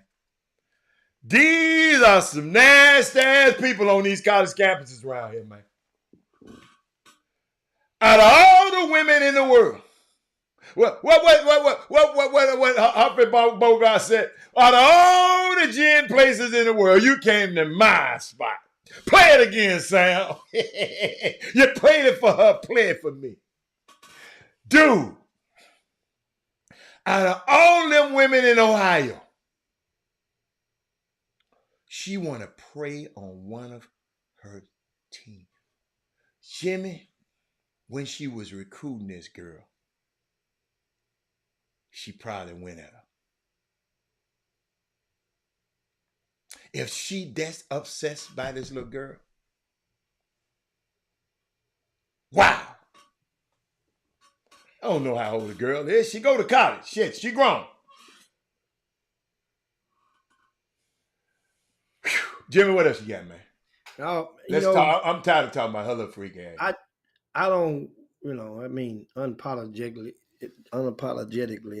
I don't watch a lot of soccer, but this deal about Lionel Messi and what they're offering him for 1 year Jim, to play soccer in Saudi Arabia Jim, a bad is man. mind blowing. No, Jim, no, it ain't. If you see how much them Saudi Arabians gave Dustin Johnson them just to play golf, he put Justin Johnson in the top earnings this year just to play golf. $100 million a year. Well, I understand, but him playing golf for 100 million A year. is dwarfed by getting 400 million for 1 year. They offered this dude. But Lionel Messi already getting it, so they had to live away. He already getting about 200 million. 400 mil for 1 year for soccer. That's reported. That's why he came up missing the other day and didn't show up. Yeah, but he did say where he was going. He said wasn't he was going to Saudi Arabia. He ain't all the way hiding. Yeah. He told me, I'm going to Saudi. You know, I'm going over to Saudi. Yeah, hey, Cristiano Ronaldo been over there a little bit too. Yeah, and Ronaldo don't get this. But I'm telling you, he been over there. He been over there hanging out in Saudi Arabia because I be watching him a little, watching the way he move because I like the way he move. Soccer ain't playing, Jim. So guess this. Check this out. The thing that got me is that on one of the posts from Front Office Sports. Well, you got to watch some of that shit, Jim. Well, Front Office Sports is normally on. No. Out. Jimmy, CNN, Fox, and all them. We found out all of them lie now. So I'm just letting you know. Okay, but then they all tell some truth too, more truth than the lies. You just got to put it through the sifter. Right. So they say negotiations are led by his father. Oh yeah, he been doing it. His pappy is leading. They don't say he's the only one, but it's led by. No, they've been there. His daddy control all of that. So that means daddy is agent. Daddy the boss, man. So if this comes into play, then that means the highest paid soccer player in the world will have been represented by no agent on record. The highest paid football player this year in the world will be represented by no agent. But that's going to change very soon in the next 3 weeks. That's going to change. Justin Herbert going to blow that shit out the water. Well, as it stands right now, yeah. This what's going down. So it's like, wow. And as we get ready to head into the weekend, I want you guys to share the show if you haven't done so. Share the show with your timelines, with your friends, your groups, and whatnot. I see y'all. And Jimmy, his deal ends this summer. Which one? Who deal you talking about? The deal with Paris Saint-Germain. Yes, Messi's deal ends this summer, but they was up to negotiate. He wasn't doing nothing wrong. But they still mad at him for going over there on that tour. Yeah, I mean, it's kind of like compared to live to the golf thing with the PGA. It's kind of like one of those things. And that Saudi league is like a lower level of talent in that league. It's like it's like it ain't. It's like leaving the EYBL to go play the Chitlin circuit and but you're gonna take a bag though. You'll get a double bag, hefty bag. And that's basically what I understand how it's going down. Know how you tapped on today. You tapped on probably some NBA. Lakers back in action tonight. I think I don't know what you're expecting, but at this point, the Lakers won that first game. He ain't signed that deal there, Jimmy. They said they prepared to pay him this. No, he ain't signed the deal. No. But that's what the numbers have leaked out, and that's the point. It's leaked out, and it ain't no rebuttal or no denying. Oh, Ronaldo is already over there. So Ronaldo over there in Saudi, but Ronaldo ain't getting this. He getting 2 something, from my understanding. So Ronaldo, what you think Ronaldo gonna do when he found out that this re up? It's time to have a talk. re-up. And That's what else? awesome. Oh, I was talking about the Lakers, and the Lakers, they're playing with house money right now. They got the win. That's one of your goals when you go on the road, guys, is to get that one road win. And so I would expect them to play, loose, comfortable. Now the pressure shifts on Golden State. Of course, you can't afford to go be 0-2 at home. But the way Golden State has been going, they haven't put together 2 bad games in a row. So Draymond Green has to do something to not continue to be a distraction. And and that's what is that's No, what Andrew he's Wiggins need doing. to play. In this series, Andrew Wiggins need to play. He stunk the place up the last time. He Well, needs to and play. Wiggins needs to play better, but he had been playing pretty good No, before. but this game, I'm talking about that particular game there. If he would have put more pressure on these folks. Ain't nobody putting no pressure. AD, don't nobody even bother him. They just let him have it. Everybody bragging about AD. AD, Looney played 29 minutes. Draymond played 33 minutes in foul trouble. And that boy didn't give him nothing. I don't know what he was doing. Maybe he went back and relapsed. But Wiggins got to do better.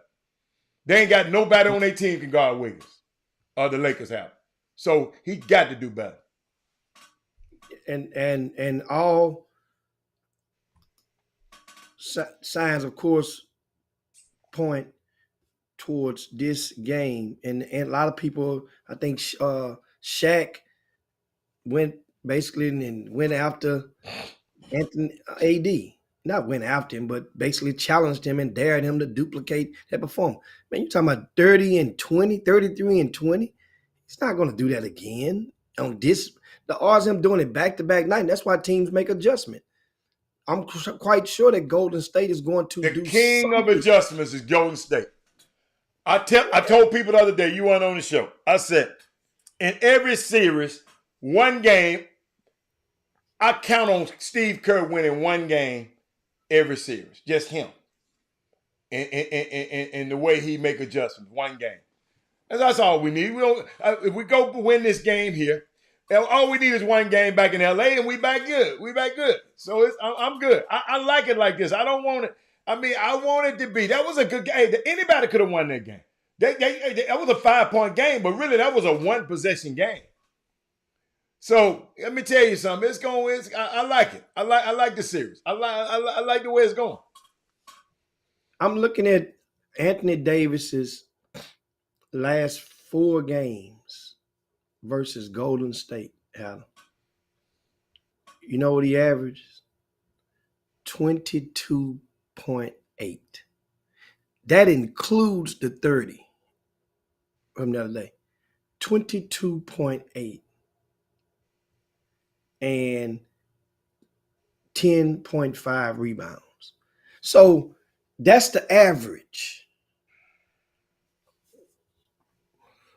Why would you expect him to get 30? 30 and for 23. them to win, he won't. He gonna do that if he show up. If he ain't in street clothes, y'all gotta understand. That's why we call him street clothes. This dude was good.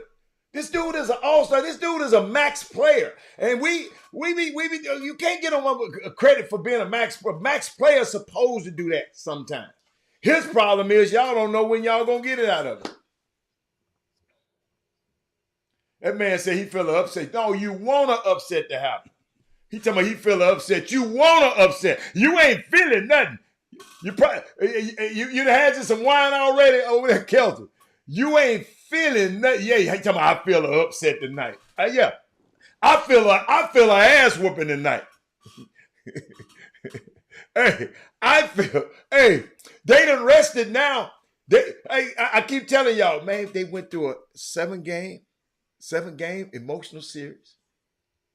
Lakers got extra days to rest them old bodies. Now let's see how we go tonight. We'll talk about it on Monday. Kelton talk about I feel like Jim. Hold up. I can see if this was I can see if this was some other fan. This is a Lakers fan saying, I feel an upset coming tonight.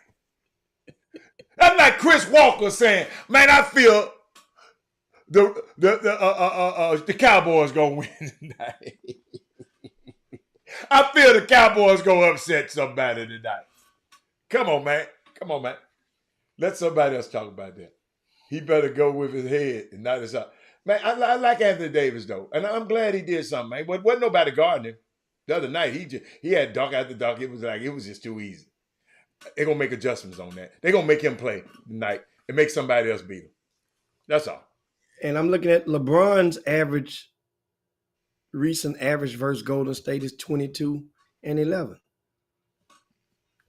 And so it's going to be who's going to make the adjustments, who's going to be consistent to the good, who's not. One thing that stood out, the Lakers won this game, and they said it immediately after the other game. Think about it. The Lakers were 6 for 25 from three-point land. That they will never beat Golden State this year, shooting that horrible, missing right at 20. What were they from the free throw line? Huh? But what were they from the free throw line? 25 of 29. Aggressive. They were aggressive going into the strike. Yeah. Which Golden State settled a lot because they were open a lot, and they did what they did. They didn't get to the line but 6 times. Lakers shot that thing good from there, and but that they cannot miss 23. All I can say is they got to figure out a way. Stephon Curry, I saw a stat. When he's on the floor, he's in the game, they are a plus 57. When he's out the game, they are a minus 47 over these playoffs. That's a hell of a disparity. So he got to stay in the game. You know who's on the court when he's off the court? A chunk of the game? Lil Ugly. No, Lil Ugly had a good game off the bench. No. Poole got his ignorant ass out there messing the game on. I ain't worried about Lil Ugly. For you to be a minus, that means somebody else has to score. Has to be scoring. That means you ain't scoring. Well, no, and somebody else is scoring. Because you ain't scoring, they ain't scoring, you're at a 0. So that means they are scoring. Jimmy, I'm talking through the whole playoffs. I'm talking through the whole play. They ain't played but one game. They ain't played but one game. But that stat you just gave, they ain't played one game. That was over the whole playoffs. That's the stat I just gave. For the whole batch of things. Yeah. So I'm saying the backup guard that you're going against has been producing. Like Malik Monk was that guard last series that was giving up numbers while Steph Curry was on the bench. You know, so that backup guard, you've been going against two fellas that's been putting up numbers. He was a plus. Dennis Schroeder was a +1 in that game. +1. When he in the game. That was a +1 in that game. That means the score. They ain't played but one game. But they played but one game. Understand, Lil Ugly was on the court in crunch time the other night. I say a good chunk. So I mean, I'm talking about when in the first quarter, when Steph goes out is when LeBron goes out. They go out at the 4-minute mark. Then they'll come back in at 8 minutes. Wait, Jimmy, this something right here that make you this what tell you everybody you can't talk basketball with everybody. I'm gonna put it on the screen in a minute. It's popping up. Just because you have 6 threes don't mean your ass can play. You just oh my God. This man just said, because he has 6 threes, why he taking the heat? Did you see all them stupid ass plays and defensively how he was playing? This why he taking the heat from me. Watch this, Jim. Watch this. I got something for you. This why he was taking the heat from me. I just don't get nobody no heat. This a playoff game. Playoff game.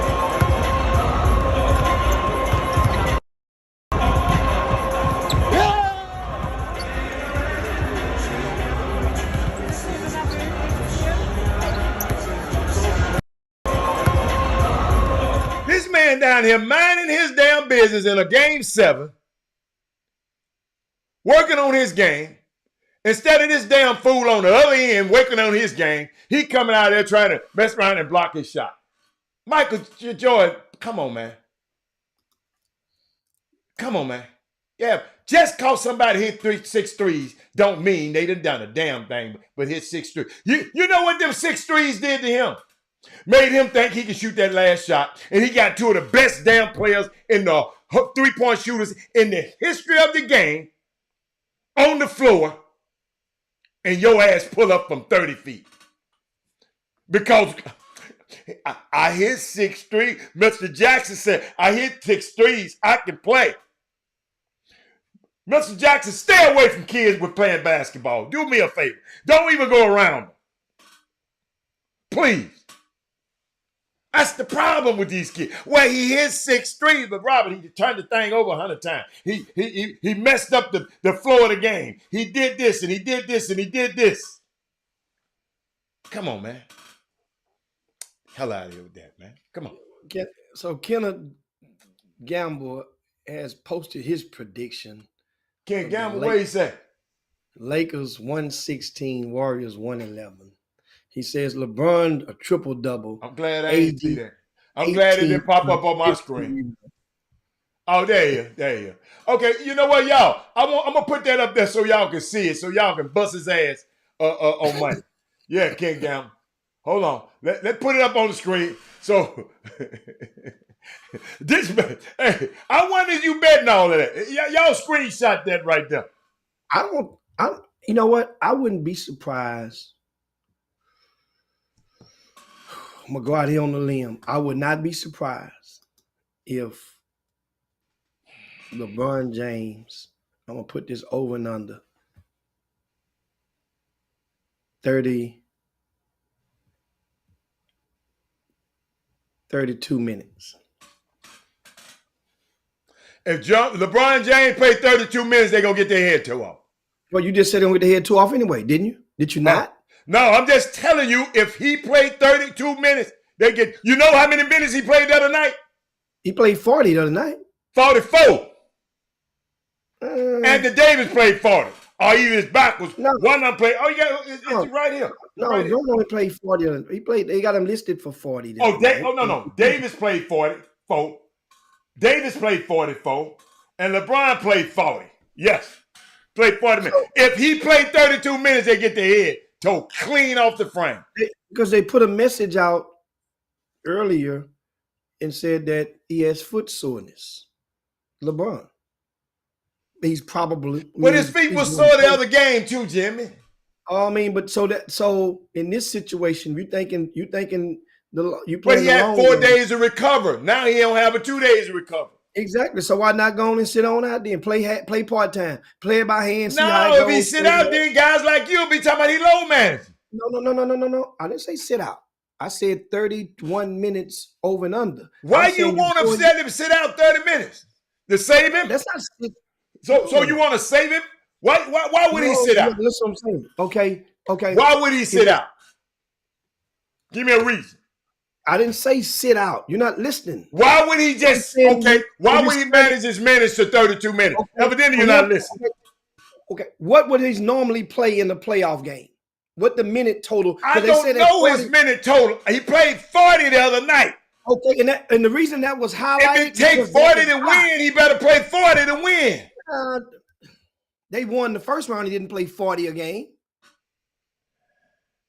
He wasn't playing against the babyface assassin. It ain't talking about who he playing against. I'm talking about him. The minute slot that he Jimmy, normally. It does mean who you play against. Don't you know it? It does matter who you play against.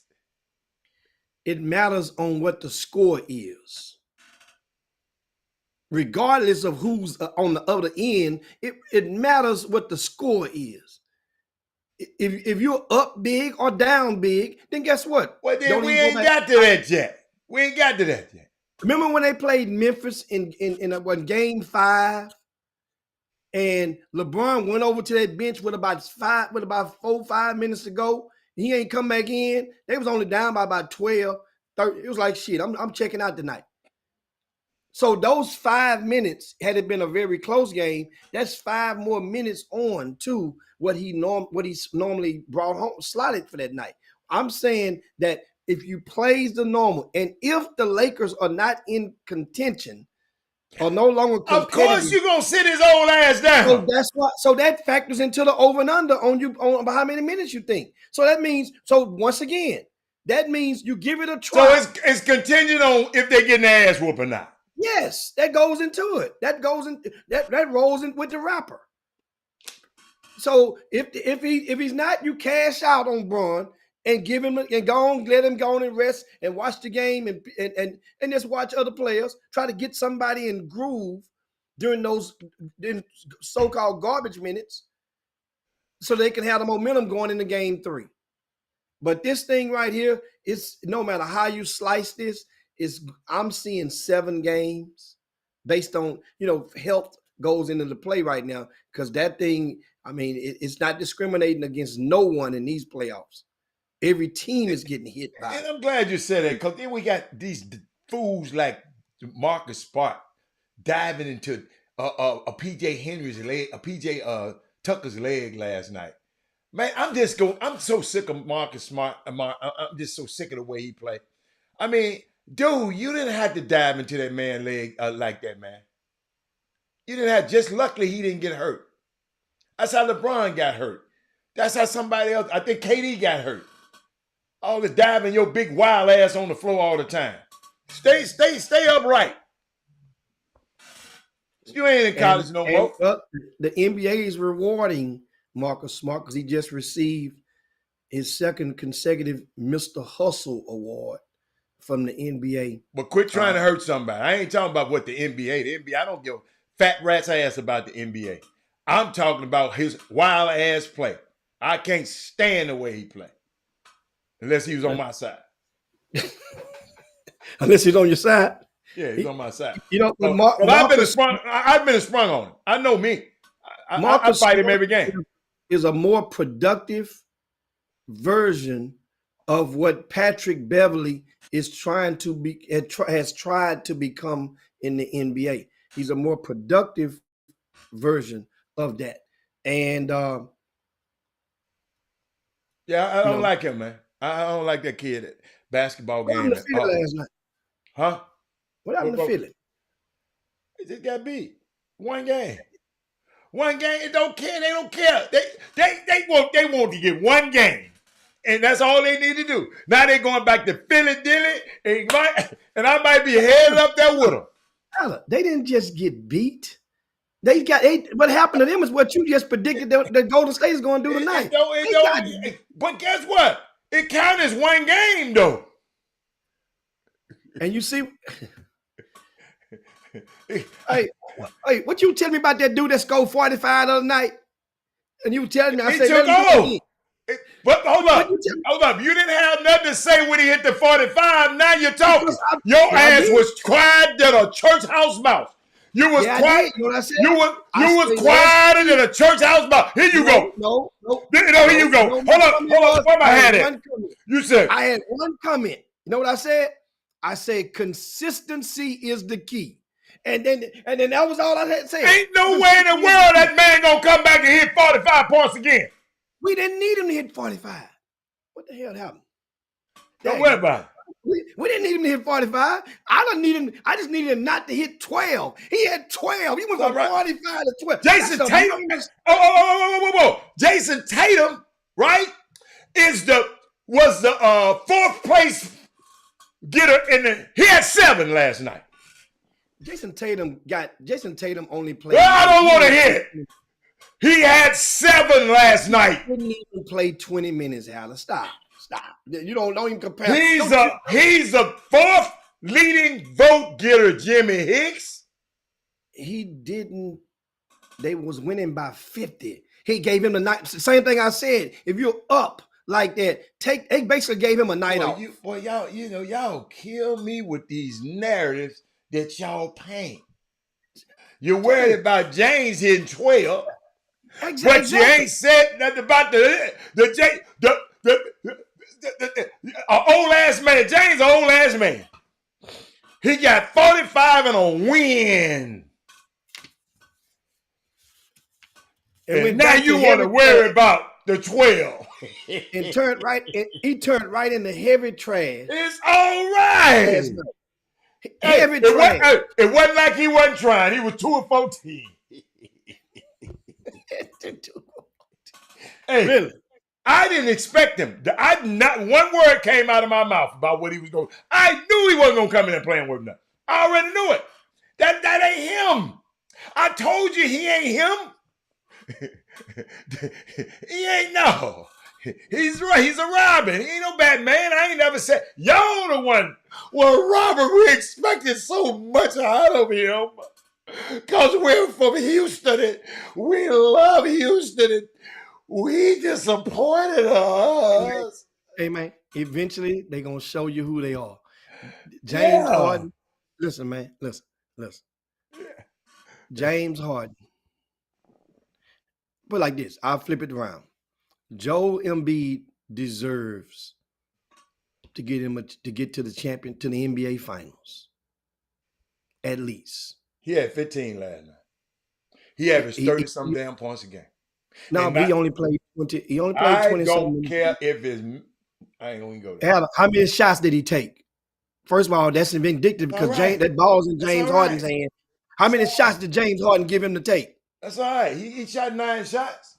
James Harden took more shots than anybody on Philadelphia's team the other night. So what? Other than Tyrese Maxey. Other than Tyrese Maxey.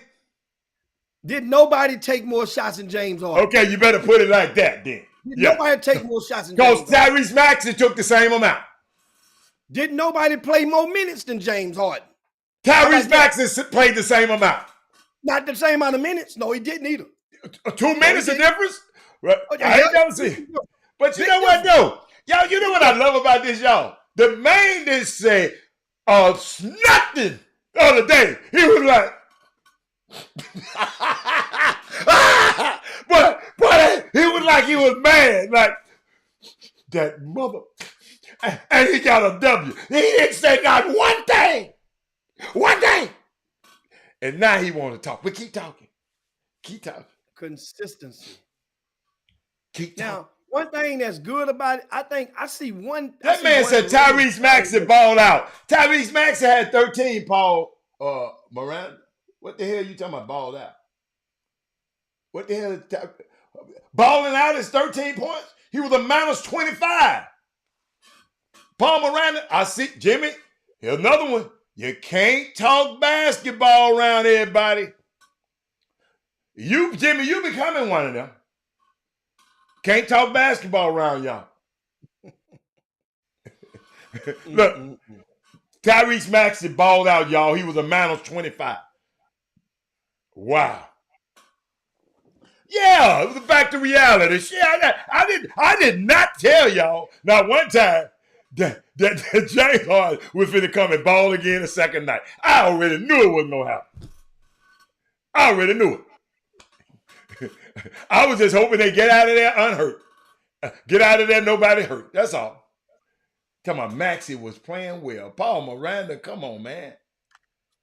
He said, I've been watching for a long. Kevin Johnson was the last person hit back-to-back 40-point games. Huh. All right. That's good. That's good. But y'all just wait till the night. When the baby face assassin walk through the tunnel. I can't wait. Can't wait. You said it the other night. You know what you said the other night? What? They about to blow the doors off the Lakers. They about to blow the doors off the Lakers. I thought they did. We came up a couple points short for blowing the doors off. That's all right. No, I said beat the brakes off. Man, I'm Golden State all the way. Ever since this show been in existence. That's what I said about who was my nephew, Stephon Curry. Ever since this show been in existence, man. I think, you know what? I might go get me. It might be crawfish night tonight. I'm just gonna lay them all across the table tonight. Say, so you mean to tell me that this is what it sounds like, that you're preparing to have a celebration for the defending world champions to win a game at home. Yeah, that's game 2. Cause I celebrate them. Jimmy, it ain't gonna be that many games. Cause the Lakers gonna get blew out. I'm gonna celebrate every game. Cause it ain't gonna be that many games. That's what I'm trying to explain to you. You don't understand. Celebrate when they go up in the series. No, Jimmy, I've been here before. Jimmy, hold on. Your team, your de facto team, Sacramento won a game up there. And came back, got their head tore off. So, I just love how y'all talk. Vanderbilt and them gonna be tired. Vanderbilt, yes, Vanderbilt. They were running. He can't run like that. He had 4 days rest. Stephen Curry just had a 50-piece on somebody. I don't know their name was. Was his name Jared Vanderbilt? Yeah, but guess what? Don't you think it ain't another 50-piece in that body? Not this series. You got to be out your mind. Ain't gonna be that many games. I love every single game that you got to understand, man. I get to see Stephen Curry whoops up on LeBron's ass again. Jimmy, to your answer, it's a celebration every single game. Let me repeat. It's a celebration every single game. Well, you get to celebrate two times, maybe 3 max. And then guess what? Okay. You got to find another team. I hear you talking. You got to find another team after Okay. that. So you done turned into a broad sexual? No, I like the story. I don't like nothing about it. I love the living movie that we're watching with that's starring LeBron James. I like the living movie that's starring Stephen Curry, because if he go and win this championship here, he'll have 5 rings more than y'all great LeBron James. How many will LeBron have? We ain't talking about it. Y'all already sucking him off. I need y'all to come suck him off some. Suck Steph off some. Steph ain't went to 12 teams to try to get a championship. He's staying right there. But everyone he went to, he got one. Hey, but he didn't have Chris Bosh.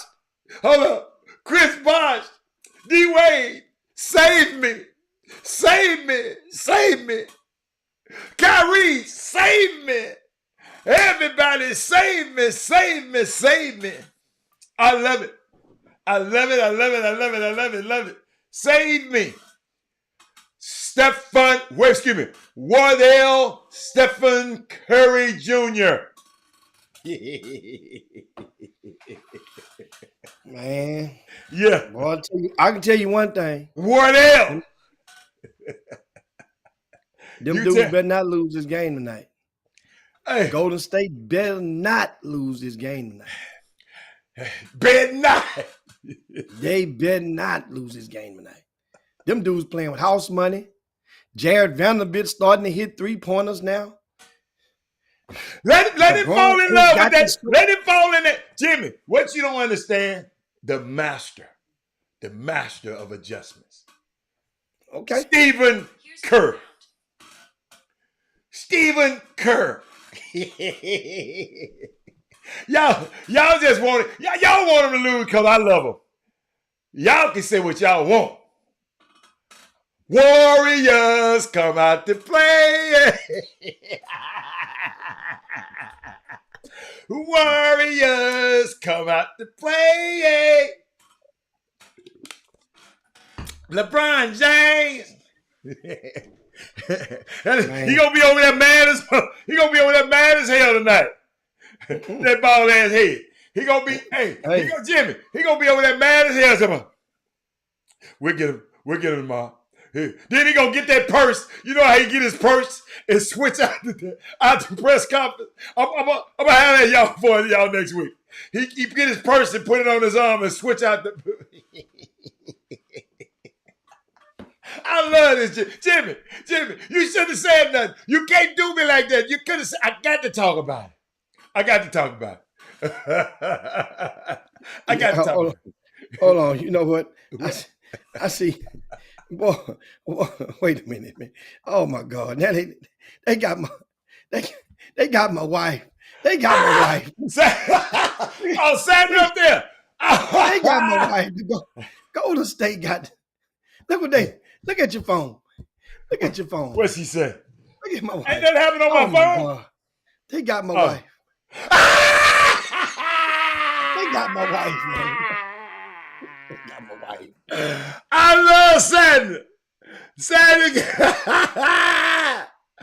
Jimmy, you ain't got a chance in that crib. Hey, boy, look at that.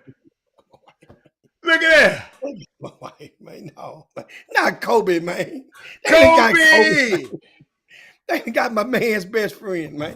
Best friend, man. You know what? I know. Kobe, he's my man. He can't do it. Stephon can. Hey, it's sad. I'm gonna let Kobe ass go out down the street. No, leave Kobe alone, man. You leave Kobe alone. Jimmy, don't go in there and mess with that damn dog, man. Leave Kobe alone. Because, Jimmy, you really don't like LeBron James. You just going against me. You really don't want them. I know it. I know you. Oh, my God. But then we can get out of here now. I can't wait. How many more hours, Jimmy? How many more hours to this ass whooping? It's an 8 o'clock tip. It's an 8 o'clock tip. Oh, so I got a few hours to mess around. 8 o'clock tip is going down. And then want to remind you guys, I want to give a special applaud to all of the players, to all of the parents and family members, as well as spectators who showed up and created an ambiance that in 22 years, I have never witnessed a jam-packed all-star game. I've never seen a high school all-star. I'm talking about on a local level. I'm not talking about a McDonald's game. Nothing like. I'm talking about take them out of the equation. I'm not talking about a Jordan brand classic, which those things weren't packed for the most of the years. Maybe one that they've ever sold out of them.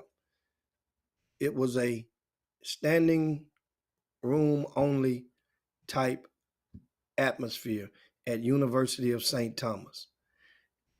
I don't care how many seats it holds or it don't hold. It was a standing room only atmosphere. All of the bleachers were filled with bodies during the first game, around halftime of the first game. Awesome atmosphere. Guys like when we mentioned yesterday, Wesley Yates III decided to come and play. He asked to come and play. That's something you don't get more. I love that young man even more. Why he had to ask to come and play? He wasn't invited? I guess probably they probably didn't think that he would play in it because he was going the other one. Remember, the rules changed. You can play as many as you want now. Before, you only got a limited amount. He just played in the Iverson Roundball Classic this past weekend. And his teammate Traylon Porsche played. His high school coach David Green was was coaching the team, and they had to. And here's the thing. Oh, here you go, Hatter. Probably the most understandable reason to the question you just asked. Why did he have to ask to play? Well, when he got notified, they were awarding him with the Player of the Year. So he's the HABCA Player of the Year. He had to come to receive that award.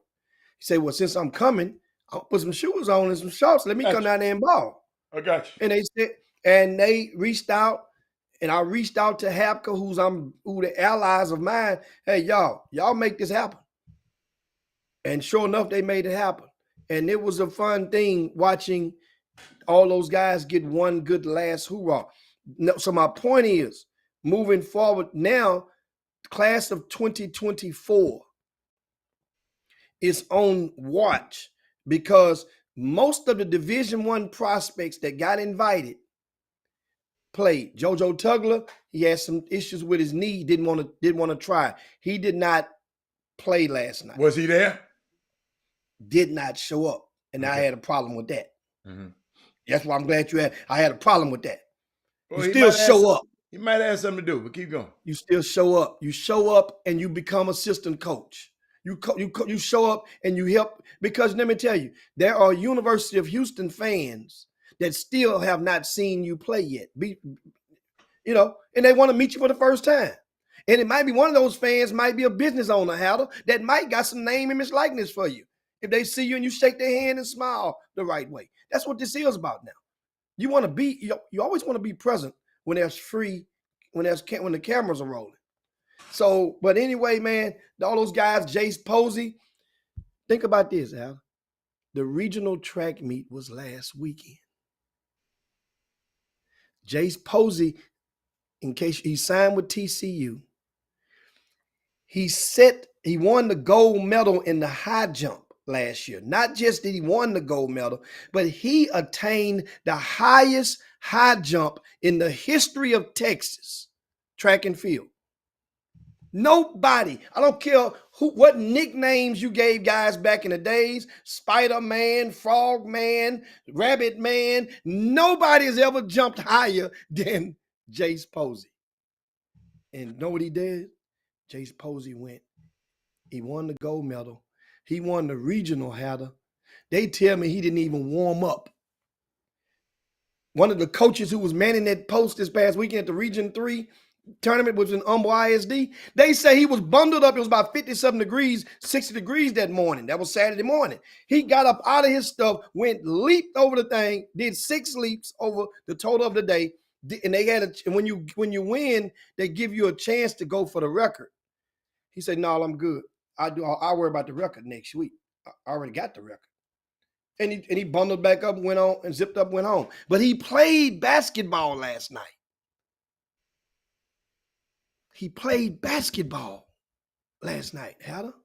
And not just the fact that he played, Jace Posey led his entire team in scoring, and they won. I hope like hell that Jace Posey can at least get the opportunity to go out there and double down on it and just compete. And I know track and field kind of overlaps, but there's been people that's done it. I'm not sure about basketball. Has there ever been a track star that did basketball in college, Adam? I don't know. Or vice versa, or a basketball player that did track? But that overlaps real easy. Yeah, that's going to be hard. If anybody know one that did it, let me know. Give me a couple of cases in point of a collegiate basketball player on a Division I level. But since he's a specialty guy and not a runner, they might make exception for man. Because remember I said the same thing. We never know what could have happened with Curran Roach. I said, man, Curran Roach went and won the state triple jump. I'm like, you don't get, black triple jumpers every day like that. Raw, no practice. Won the state. And he never got a chance to just give it a go. We asked him about it. We was on the Chop Shop. We asked him, hey, he was like, man, but give me a shot. But I don't, I hope they can give this young man, if he set a record in a state like Texas, which is very rich in track and field, give him an option, a chance at TCU to compete against whoever you gave a scholarship to in the high jump. I'm quite sure. I want to see what their numbers were in high school. So that's what I'm saying on that. But anyway, all those guys, man, we have the results of the HABCA, that's the Houston Area Basketball Coaches Association. The results are listed in the VIP news on rcssports.com. Go to rcssports.com. You can check out the all of the score. Everybody that played, we have how much they scored in the game, what high school they attend, and whatnot. And there was a lot of Division I players who competed, and I like that. I hope this game used to be like maybe 4 or 5 Division I players and a bunch of aspiring non-Division I players. This thing can turn the corner now and become what it used to be as a must attend, no matter who you are in the area. If you get called upon, then you must come. It's on a Wednesday night. What else you doing on a Wednesday night? You know, at this in May. So thanks also to Coach Medina and his staff at University of St. Thomas. I think next year they got some big stuff planned for this game. They've we sit down to the table. Of course, like I mentioned, I'm a consultant in the capacity to them in some avenues, which I annually have gotten them speakers to their fall clinic with the HAPCA. A lot of my events, I let them in absolutely free if they're active members. They always embrace and have embraced me and my efforts and my RCS sports family. And so I'm going to, until that changes, I'm down with them until the tires come, till the wheels come off. So, but check that out in there. Bryce Smith was there last night, Heather, and Mason Allen, little nephew, was there. He scored all 7 of his points. No, he's streaky. He scored 7 points in about 3 minutes, and that was his only 7 of the game. You had a lot of those guys. Orlando Harden Jr. played the second game. We had to go and engage in date night. I didn't get to see the second game. I got there for the first one, and we dashed out of there. But Jamari McDowell, he did not disappoint. He had 19. Orlando Harden had 22. Their team was defeated by a team that had no Division I signees on it. TJ Ford Jr. had 6 points. Aiden Purdue had 20 in that game. But anyway, you guys go check it out for yourself. We got, and Thaddeus Moose say Mike Conley Sr. played 2 years at Arkansas, gave it up after sophomore year to concentrate on the Olympics. That's the reason I he brought it up. He wasn't that damn good of a basketball player, but keep going. But that's what okay, but this is why I brought it up. Because how do I say it? Unless Jace Posey, right? He's a hell of a prospect, but going in that level, if he's not going to play, let's say if they're redshirting him, like they did PJ Haggerty this year. Let's say if he doesn't play, and TCU has a good history of redshirting our players. They did 2 or 3 in a row. Well, didn't the big Eddie Lampkin get redshirted? Well, I got all our kids ain't ready to play. Okay, so if he's not, then that would be even more reason to let him at least go out there and jump over the ball. Let's see what he can do. I mean, he can do what he want to do.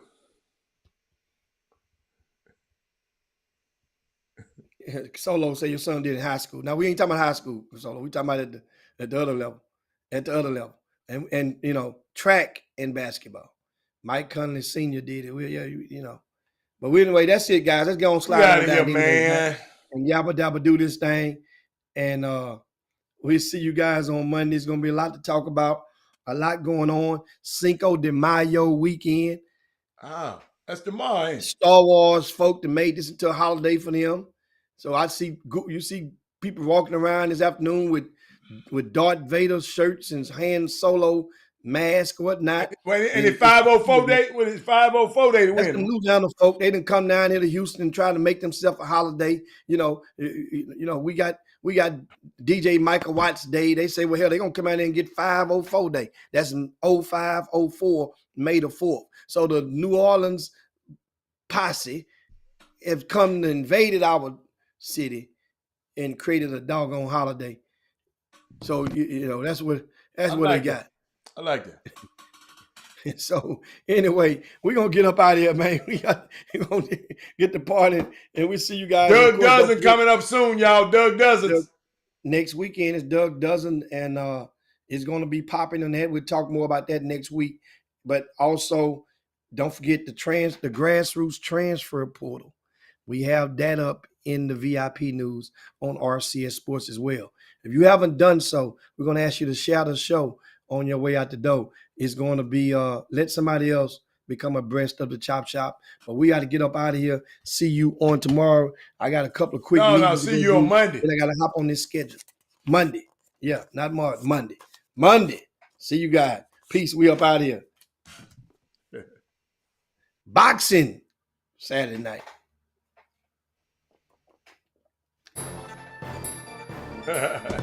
Jim Hicks, Rob Hatter, you are now tuned in to the Chop Shop. I'm Retro, let's get it. We in the Chop Shop, we live in the Chop Shop. We talking sports talk, we live in the Chop Shop. We in the Chop Shop, I'm talking sports talk. So turn your dials up, it's live in the Chop Shop. We in the Chop Shop, we live.